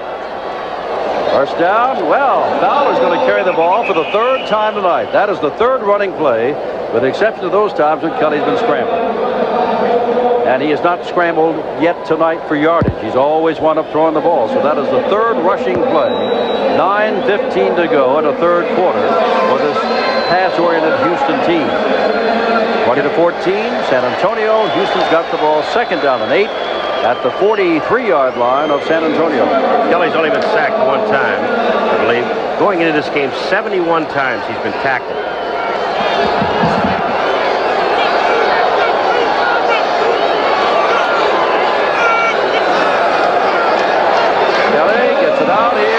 Sanders again. Sanders goes down again. First down inside the 35-yard line. Mike Ulmer just making sure he's down there. And here come the Gamblers, down by 6. Did Sanders put a move on Mike Ulmer before he made sure he was down? Sanders caught the ball and just kind of juked him. Mike Ulmer was left. Another first down. Here they come. Bill Stanky and his staff. Stanky has said that he doesn't know whether or not he'll coach next year. He's going to talk to Clinton Mangus. And I can tell you from talking to Mangus at halftime, he's pleased with his ball club. He should be. Sanders in motion, gives the ball to Fowler, and again, good defensive play there. And you can see it's Mike St. Clair who did it, with a little help from Ken Gillen, the other defensive end. And now it is 2nd down and 7, and Mark the ball at the 32-yard line. 7:45, third quarter, and the clock is running. Remember, in the first quarter, that Houston threw a pass that should have been completed to Gerald McNeil for a touchdown. And what's happening is they're covering Gerald McNeil one-on-one onside with Rock Richmond. Now, Rock Richmond also has 2 interceptions. Sanders. Go out across the way to Johnson, and he is pushed out of bounds by Larry James. And that's another first down inside the 20. And out of all of this, we're going to have to pick a Menon MVP with $1,000 to the college or university of the player that we pick. Well, this man caught 7 balls in the first half. Look at Johnson. Now watch how quick upfield.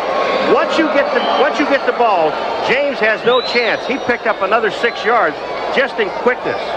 If he gets 3 more catches tonight, Johnson will become the all-time top pass catcher for a single season, eclipsing Terry Greer of the Canadian Football League. 20-14. San Antonio, Houston, first down at the San Antonio 20. Kelly throwing on every play. Sanders again down to the 6-yard line. James makes the stop. It's first down and goal to go. Kelly Rett, both linebackers, Shote D'Amico are way off the line of scrimmage. Now watch, as soon as Sanders makes the turn, there are the linebackers way over. That's D'Amico trying to get to it. No way he can. They're standing way off and way to the inside. As soon as he sees it, he hits that quick pop pass. It's almost like the slant pattern when they hit starts before San Antonio. They got the ball down to the 2-yard line. Houston was down 14-0, has never led. If they score here, they can go ahead. With the conversion, Fowler up the middle down to about the 2. And it's 2nd down. Paul Hanna tripped him up as he went by. And with 6.5 minutes to go, third quarter, the Gamblers are beginning to look like the Gamblers of most of their games this season. Todd Fowler, in a game like this when they're behind, here's a man that needed 84 yards in this game to go over the 1,000 yards. I think he may have about 16 yards in 4 carries, 16 or 17. Dan is wide to the left. And I don't think he got it. They have not signaled that Fowler got it. No, that Kelly took it on a quarterback sneak. Excuse me. Just hit the center and went. The only 2 people that really have to know. On a quick count, first sound, whatever, even if he touches the center. You can see the hand come out of there. Third down. Well, that's the only man aside from Fowler who's run the ball tonight, technically. As big as Kelly is, Jim, why not run the same play again? Remember, Houston held San Antonio twice with first downs inside the 5. They had to settle for field goals. San Antonio would love to return the favor. But that's the only got, what, 6 inches? Now it's Fowler, and now it's a touchdown. Todd Fowler, his 9th touchdown rushing of the year, his 11th overall.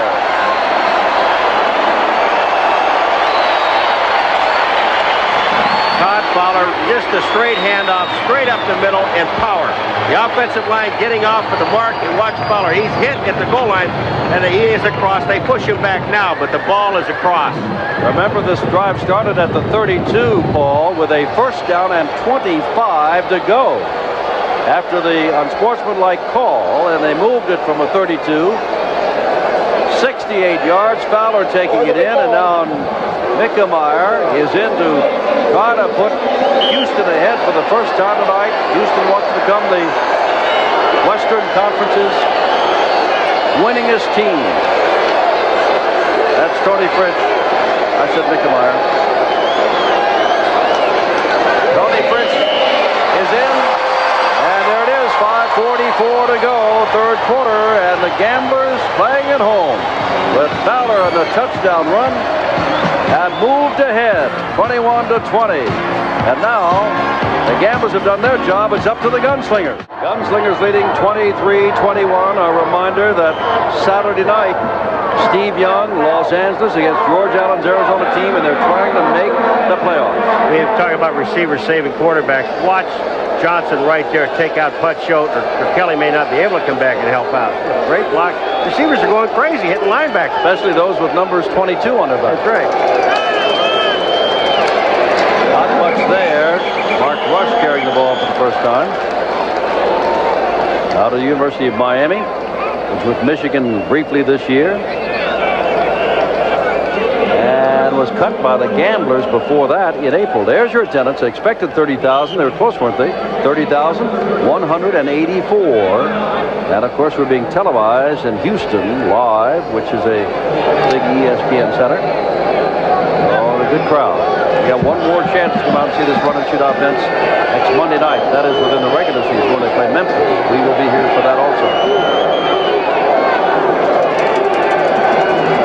Second down 9. This is Bonner.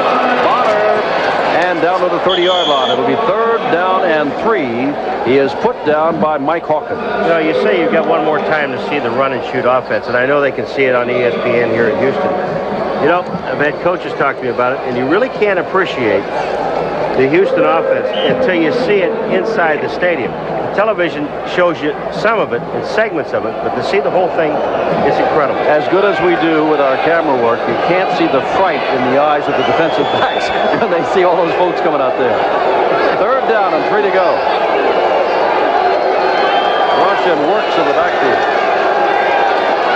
That's George Works. And so he's caught from behind. Caught from behind by the other Hawkins. Mike Hawkins made the last tackle. Andy Hawkins makes this tackle. It's fourth down. Well, George Works hesitated. When he hesitated, that gave Andy Hawkins a chance to get there. Now watch.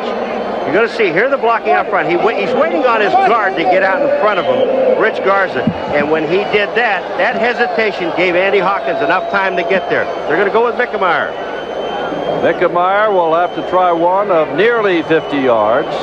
And it would put them up, if he makes it, by 5 points only. It'll be 49 yards.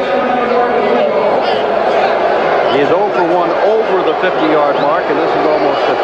3 for 3 tonight. From 49 yards out, that is good enough.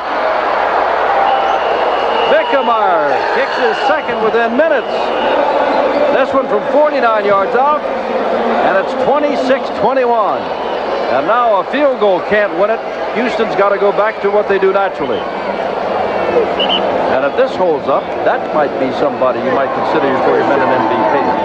Mickemeyer has been outstanding tonight. 4 field goals. 9:42 left in this ball game.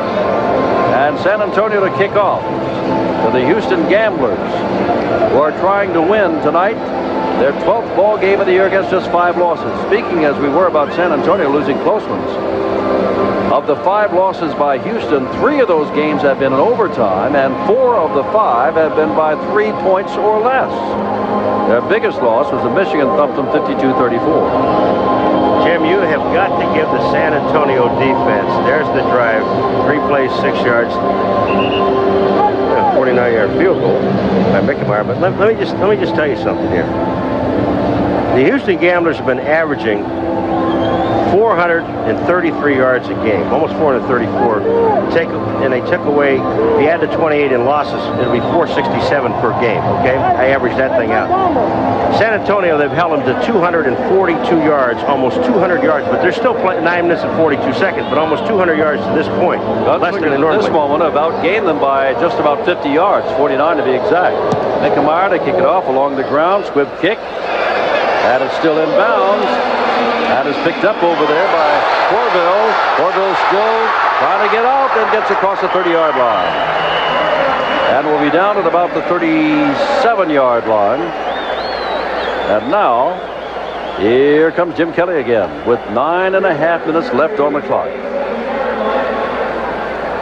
Kelly intercepted 4 times, and there's a stat that we showed you a little bit earlier, but it's worth seeing again.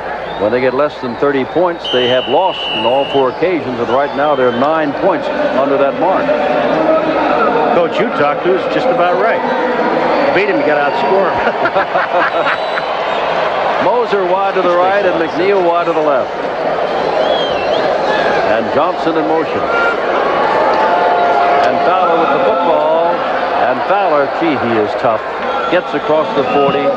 Great strength. Gets out to the 44-yard line. And it'll be 2nd down and 3. You see Kelly come up there in the picture and said face mask. He's not only throwing interceptions, throwing touchdowns, but he's also refereeing in the ball game. Now they're only in there because Sam Harrell got hurt and was out for 7 games. Harrell returned last week and had a touchdown in the game of Chicago and now has 14 touchdowns, and he could go tonight. Fowler staying in there, and Jack Party is looking for his team to turn this one around. It's a tough game.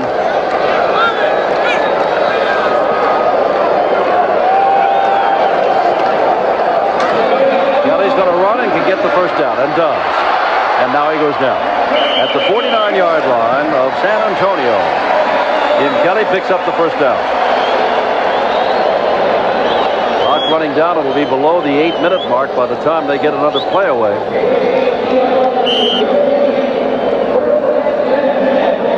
Johnson started out, now coming back into the huddle.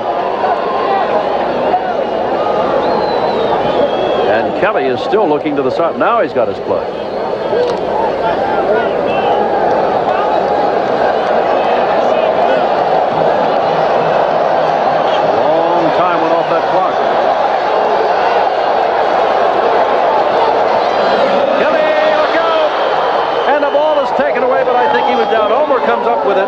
Gillen says he's got it, but I think Kelly was on the ground. Jim Bob Morris, who had 3 sacks last week against Pittsburgh, came flying in there, number 28. They had everybody coming, and look to your right of your screen. You're going to see on the backside of Kelly. Never sees Jim Bob Morris coming down the backside. Wham! Oh, he did fumble the ball. It looked like a fumble. He did fumble the ball. He dropped that ball while still in the air.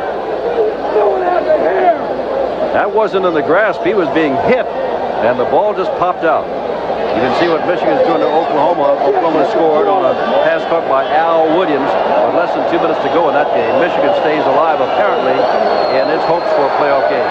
2nd down, 17. Kelly steps out, and now he's close to the first down, but does not have it at the 42-yard line. It'll be 3rd down and a couple. Kelly's run out of bounds. Thickenmeyer, 4 field goals tonight. They had 2 quick touchdowns, took a 14-0 lead, and since then, Thickenmeyer's added all the points for San Antonio. Big break there because Kelly actually had fumbled that football. That's true. At that time, Rich D'Amico, number 51, just chased Kelly all the way to the sideline and never really quit. Jimmy dove at his feet. Kelly's going to take a timeout. They still will have 2 left. 3rd down and 3 to go. Jim Kelly takes timeout. 7 minutes and 3 seconds left in the ball game at the Astrodome in Houston. Jim Simpson, Paul McGuire with the 30,184 here looking on, and Jack Pardee obviously concerned. 3rd down, a long 3 to go. The ball at the 42-yard line. 7 minutes and 3 seconds left, and Houston down by 5.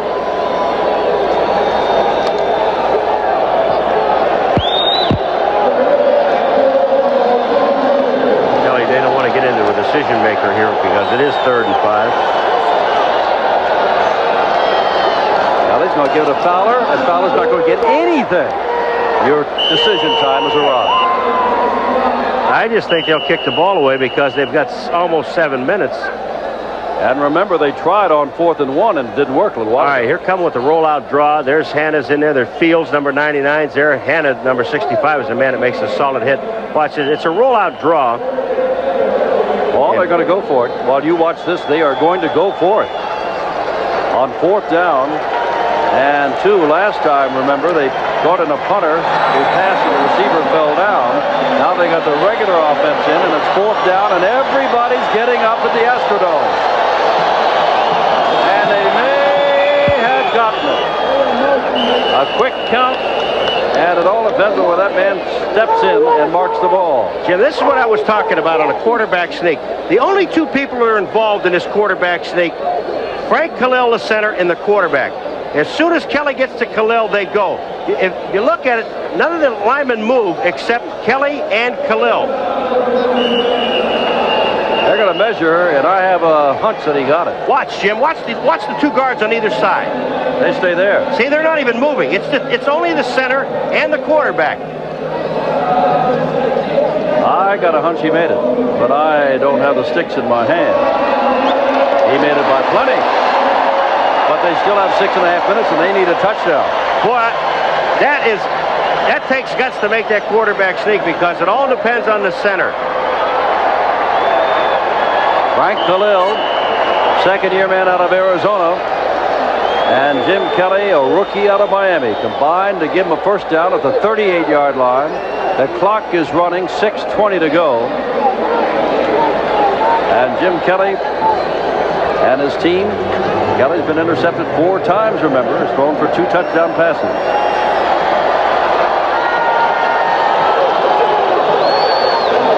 Kelly has time and has a man, and it is a catch by Johnson. Jim, this is as fine a catch. You know, Johnson, we see him catch the ball in the open field. We see him catch the ball and make that move upfield. But this catch, he plants himself right at the sideline with both feet in bounds. Just watch the coordination, the eye contact, and the great hands. Look at this. He's planted right there. Now he's got to lean out, keep his feet in bounds. That's just outstanding. His 9th catch for 116 yards, 2 more, and he'll be the all-time professional pass catcher. He's got a whole game to go. Oh, yeah. If not tonight, next Monday night. The crowd's up again. Fowler lost the football, and I believe it belongs to San Antonio. Fowler dropped the football at the 25, and it is picked up by Greg Fields. So you can count 4 interceptions and that fumble, and that's 5 times they've turned the ball over tonight. 5:57 to go. Houston trails 26-21, and what is worse for them, San Antonio's got the football. Oh, San Antonio wants one of those time-consuming drives. Their best of the game was 10 minutes and 46 seconds. There's 5 minutes and 45 seconds left on the clock. First down at the 25.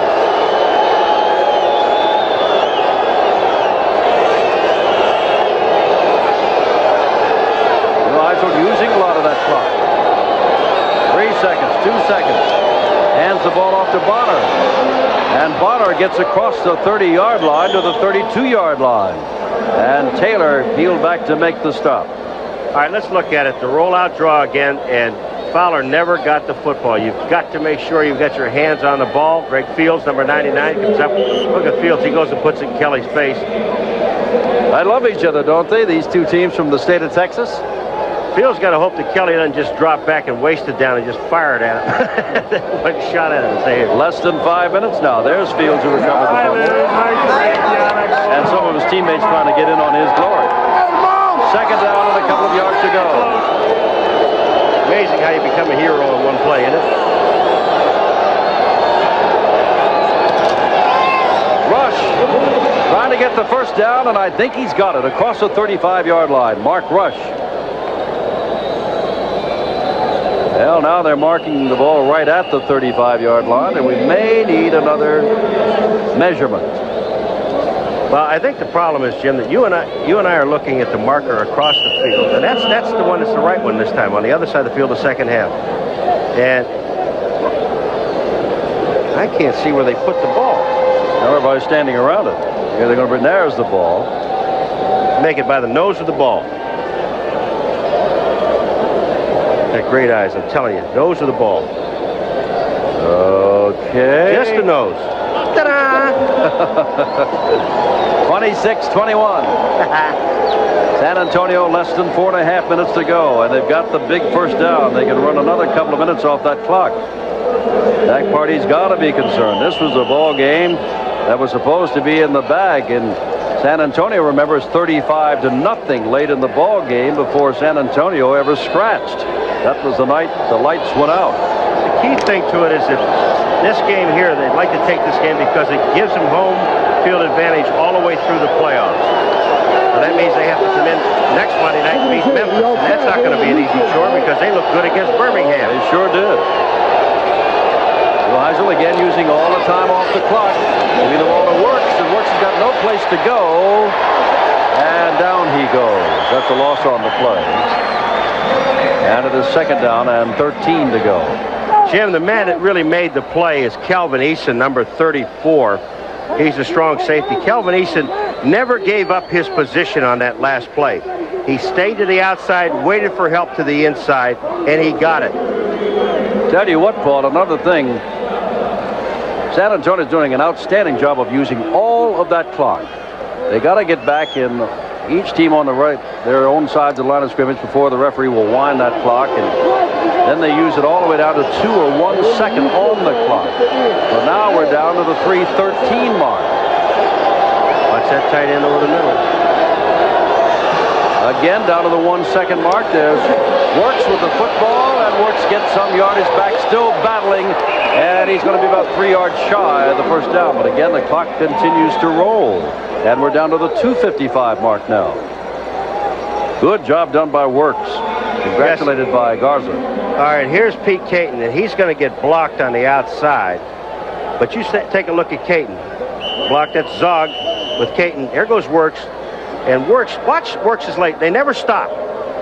This is the key for you young running backs. You want to know how to run with a football. Don't let your leg stop. He breaks the tackle of Kiki Ayala, number 31, and keeps right on moving and picks up about 8 or 9 yards. And Houston has done a smart thing. They have called timeout. They too realize how much time has been going off the clock. It'll leave them at the moment with only 1 left in the half. 2:50 to go on the scoreboard clock. 26-21 to score in this ball game that had 2 quick touchdowns and then 4 field goals by Nick Mickemeyer. Nobody has gone home. Oh, no. No, sir. No one's going home. George Works with 80 yards on the night. And that includes getting tackled behind the line of scrimmage when he waited for a blocker to get out in front of him. Come on, that man. It's nice when you win, but who is the minute MVP? They're still hanging in there with 2:50 to go. Well, I know that what a way to close out our season. Paul and I together on the Monday night games. Next Monday night when we watch this Houston offense again against Memphis. Now they'll wind that clock again. And one other Earl thing. Sorgan does it, and so does the ball is snapped. They'll start that clock. Jack Pardee would have loved to have rested Kelly a little bit in this game. Oh, they were talking about it. Not Pardee, but members of his staff were talking about, we get ahead, we'll take him out. Take him out. They need him. They're down by 5. Third down. Neuheisel throws it out into Bonner. Bonner's got the first down. And stops the clock as he goes out at the 49-yard line of Houston. And that gives them 2 minutes and 43 seconds on the clock. On a first down in Houston territory, leading by 5. And a 5th field goal by Mickemeyer, not beyond the realm of possibility. Now, if I were Houston in this situation, they have 1 timeout left. If they hold San Antonio, they don't gain any yardage. They'll put it second down. I'd call the timeout. Force them into third down. They run the ball. They'll take it to the 2 minutes. And then you got a chance at him. You could probably get the ball back. If you hold him, you get the ball back with about 1 minute and 40 to go. That's a good prepositional phrase. If you hold it. There's Worthy. He is held. Boy, that was a good play there by Calvin Eason, the strong safety, blitzing on the play to slow him up before Diallo and the rest of them. And now Pardee's thinking the way McGuire's thinking and calls for timeout. This has been a wild and woolly ball game, and it is not over yet. First quarter, Hagan scored on a 2-yard run. San Antonio with a 70-yard drive went out in front. Then after an interception by Rock Richmond, Roberts caught a 15-yard pass and quickly is 14-0. That's all the touchdowns, folks, for San Antonio in the entire game. Then Johnson caught the 41st touchdown pass of the year from Jim Kelly in the first quarter to make it 14-7. And then Mickemeyer kicked his first of 4 field goals to make it 17-7. And then Kelly still on the sidelines as Mickemeyer added a 26-yard field goal to make it 20-7. Kelly and company finally got going. McGee caught a 26-yard pass from Kelly to make it 20-14. And then Fowler went over to make it 21-20 in the third quarter, about halfway through. And then Mickemeyer went to work again. A 40-yarder made it 23-21. And then more recently, a 49-yarder made it 26-21.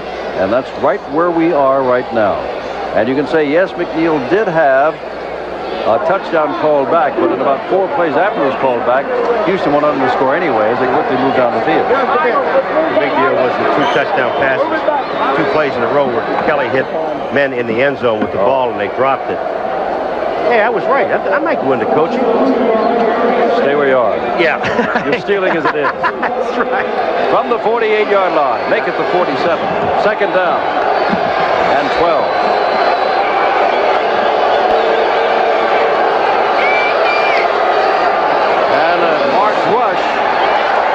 Gotten a yard. That's all. It's third down and 11 yards to go. And we go to 2 minutes. They'll let this wind all the way down because Houston can't stop the clock, and certainly San Antonio has the clock all in its favor, so we'll just let that clock wind down to 2 minutes. But then, as Paul said, if they don't pick up about 12 yards here for the first down, they'll have to kick it away, and Houston will have time in the arm of Kelly and all those good receivers. So we've got 2 minutes to go in a ball game. An upset in the making, 26-21, San Antonio. The Astrodome, if Houston should lose this, and there's a big third down play coming up from San Antonio, a lot of the Houston faithful will remember the fumble of Todd Fowler at the 25 when Houston was driving for a go-ahead touchdown. Okay, more coaching. Ready? Okay. You run a play here. You run a play here. If you don't get the first down, you let the clock run down and run out. Take the 5-yard penalty. It's not going to put you in any problem. Then punt the ball away. They'll probably they're going to shotgun. They're going to shotgun. They're listening to you. Well, they may run off of this. Just run with the ball. No, he's going to throw the ball. Screen. It doesn't work, but see what happened? 4 seconds went off the clock. Just 4, and now the clock is not running. The clock is not running, and they got to kick the ball away.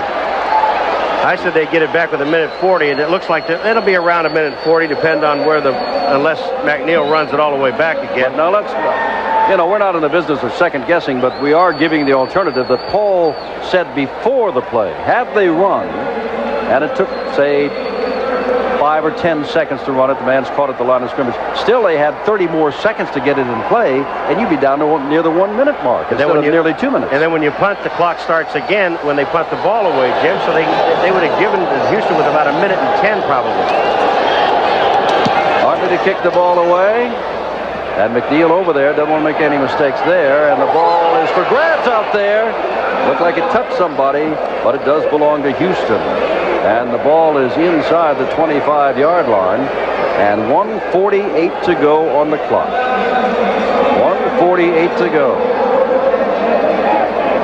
That's giving Houston the ball with too much time, even though they have no timeouts, because if you realize and take a look at their offense, Jim, most of their passes are geared to the sideline. Oh, yeah.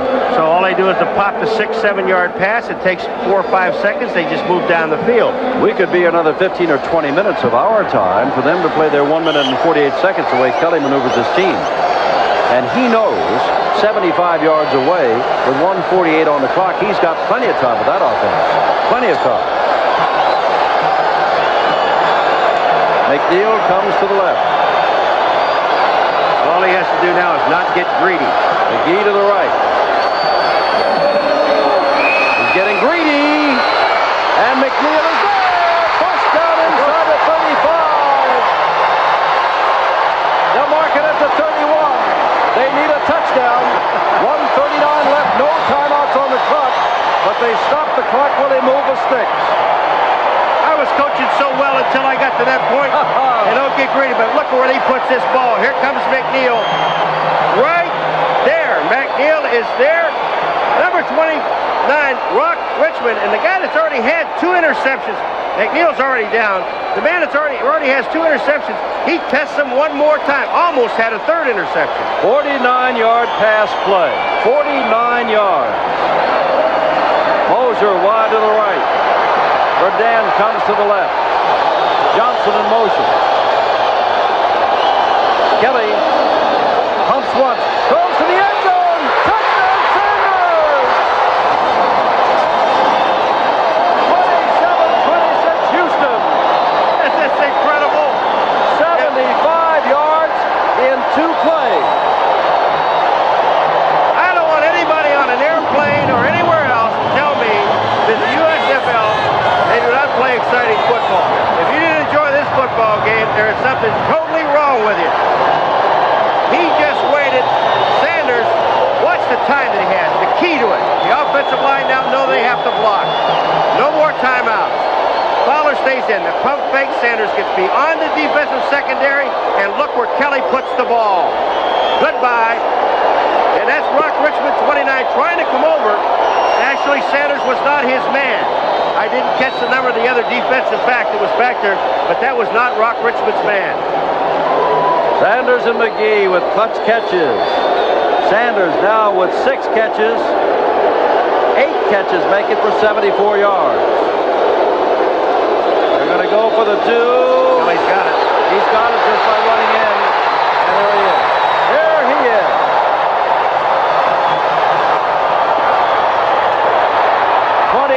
.26, 1:15 to go. You never know. A field goal could tie it up. 1:15 left. Houston looking for home field advantage throughout the playoffs, looking to be the winningest team in the Western Conference, up by 3, 1:15 on the clock, and now you can say that play or that touchdown came almost too quickly. They only used 30 seconds off the clock, 2 plays, 75 yards. Now they kick it off.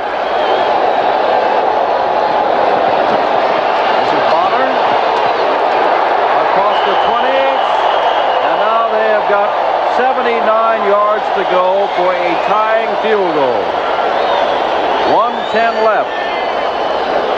Jim Kelly tonight, not a 300-yard game so far. 20 of 36 for 283 yards, 3 touchdowns, 4 interceptions. Gil Stanky's group has been here before.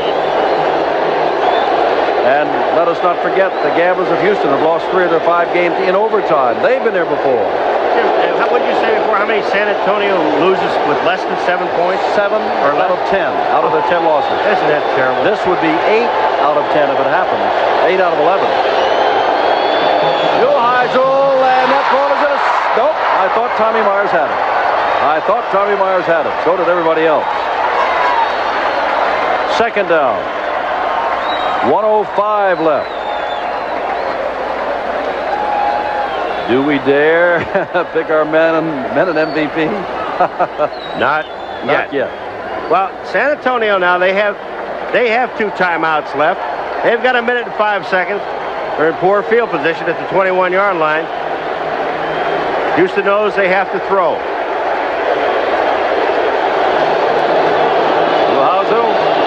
Throws it out here to Roberts. Roberts got out of bounds too soon. I don't know if he got the 1st down. He got out of bounds too soon because Mike Mitchell knocked him out of bounds. No, I thought he might have turned it up to the field instead of going for the sidelines, was my point. Of course, Mitchell was standing right in front of him. You're right. 58 seconds left. And it's 3rd down. And a yard, about a half a yard. Well, see, they actually can't afford to run a play here because they have 2 timeouts, plus the fact that the clock stops on a 1st down inside 2 minutes. They're giving no show of anything except throw as they come out in the shotgun again. Heisel, and Roberts makes a diving catch, and a flag is down. They had the left tackle, which was Lee Spivey, I believe, moved before the snap. No, it would be John Zog. Spivey's out. Spivey's out. It's John Zog, number 68, moved before the snap of the ball. And it's going to be put back. Well, I believe tonight, among other things, regardless of how this game turns out, that a rivalry in the state of Texas and the USFL in the first year for each team has developed as of this evening. There's been hard-hitting, exciting football. 29-26. Now, if that's movement before the snap, it's just a penalty. The play doesn't count. Take it back. Still should be.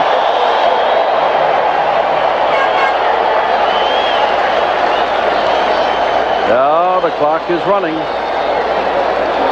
And they've not called timeout. And San Antonio's just standing around.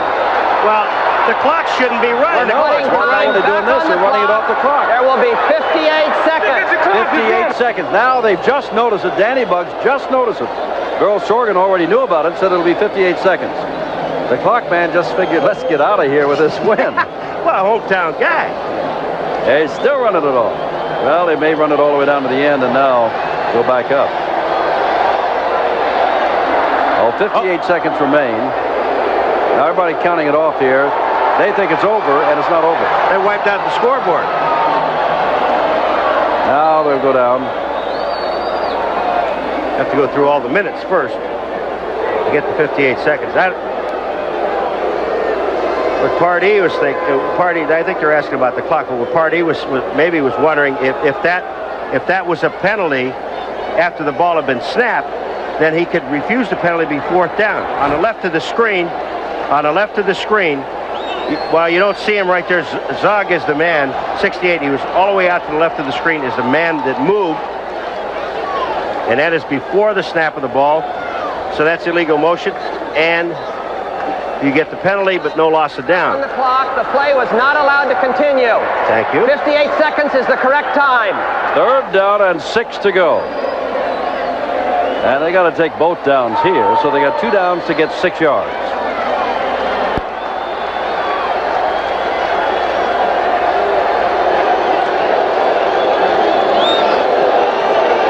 Clock will not start until they get out there. You got JoJo Heath in there on defense. Heisel has his man, and that's the first down, and that's the veteran Danny Bugs. And he stepped out of bounds, so that play, first down, took only 5 seconds. Are we going overtime? I said we could. Nick Mickemeyer is 4 for 4. His longest was 49 yards. He's kicking well tonight. We have to send out for lunch.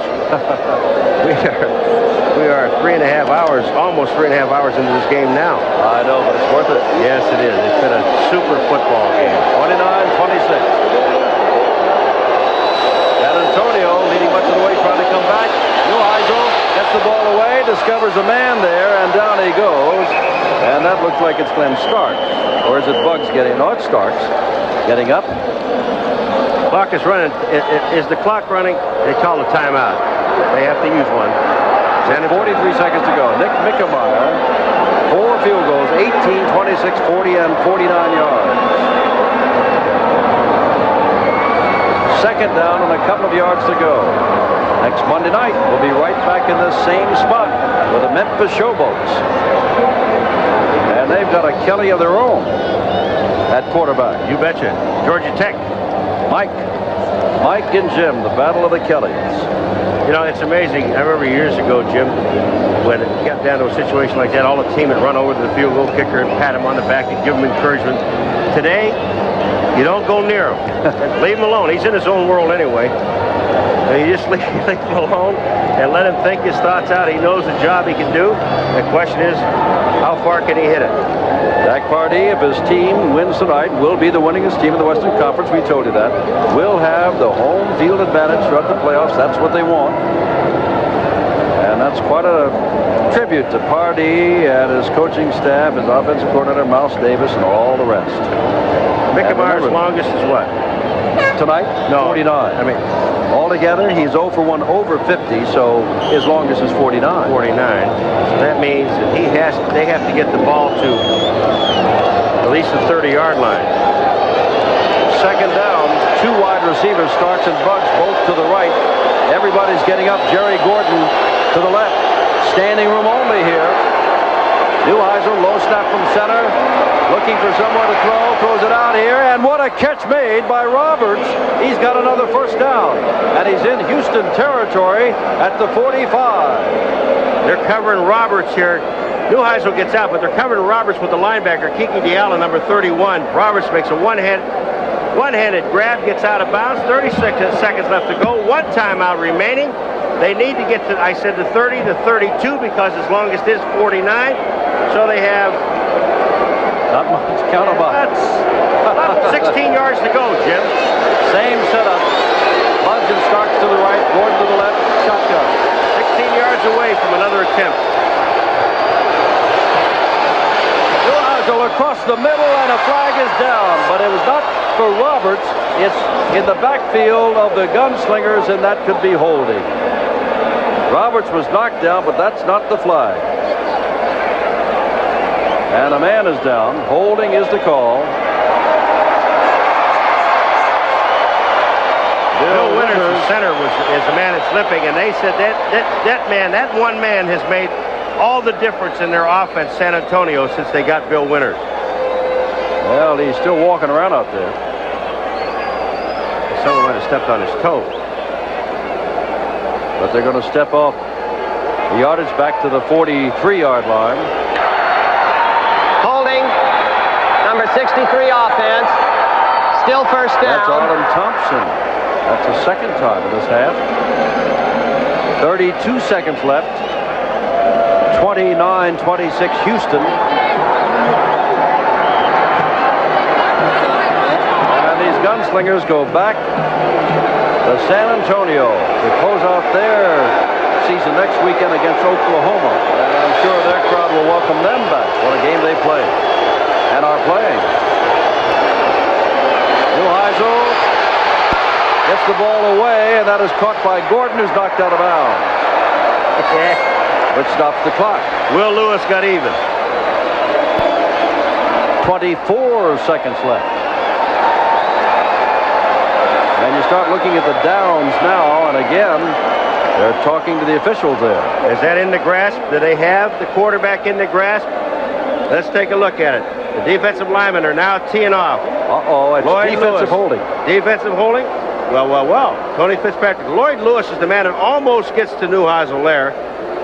And here's Caton.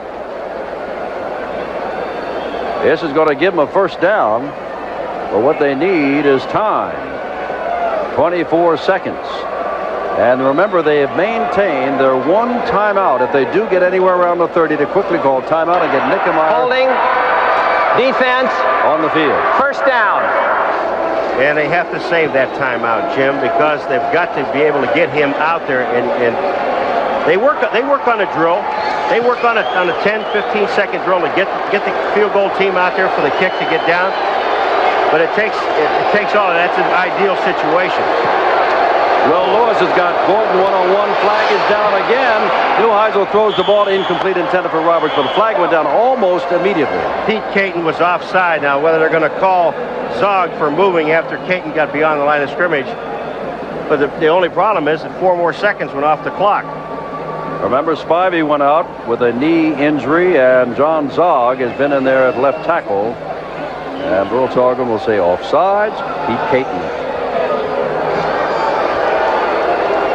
Caton with a sack tonight has a total of 15.5 on the year. Pete Caton offside. Now watch on the top side. 77 Caton. Now see, he comes across. Zog also moves. Caton could come back if he wanted to. The officials didn't see Zog. They saw Caton. Caton clearly was offside. Still first down. And still 29-26 Houston. Well, we're back to 7. They've got to go 17 yards, Jim.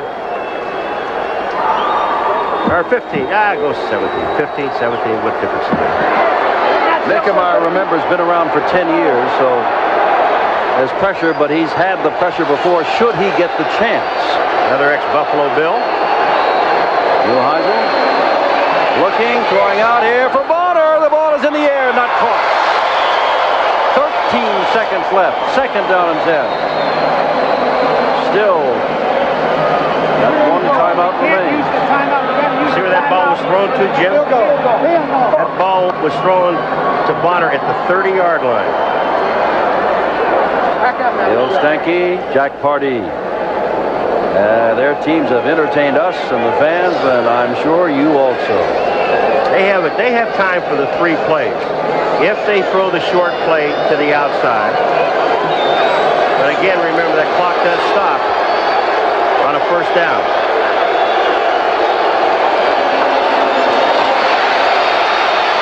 Toward the end zone, he's got a man there, and it's knocked away, intended for Buzz. What a play! I think it's Mitchell at the bottom that did it.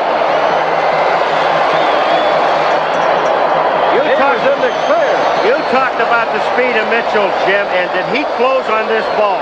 Neuheisel, is that Bugsy had downfield? It sure was. And just take a look at Mike Mitchell close. Buggs said, I've got a touchdown. Mitchell, no, you don't. Myers couldn't stop it. Mitchell from out of nowhere did. Jim, now the question is, here's what has to happen. 6 seconds. Right. That means that they've got to throw a short sideline out anywhere from 8 to 10, maybe 12 yards, because that's all the time you have. Get out of bounds and stop the clock. Might not be the last play of the game. Could be the last play of the game.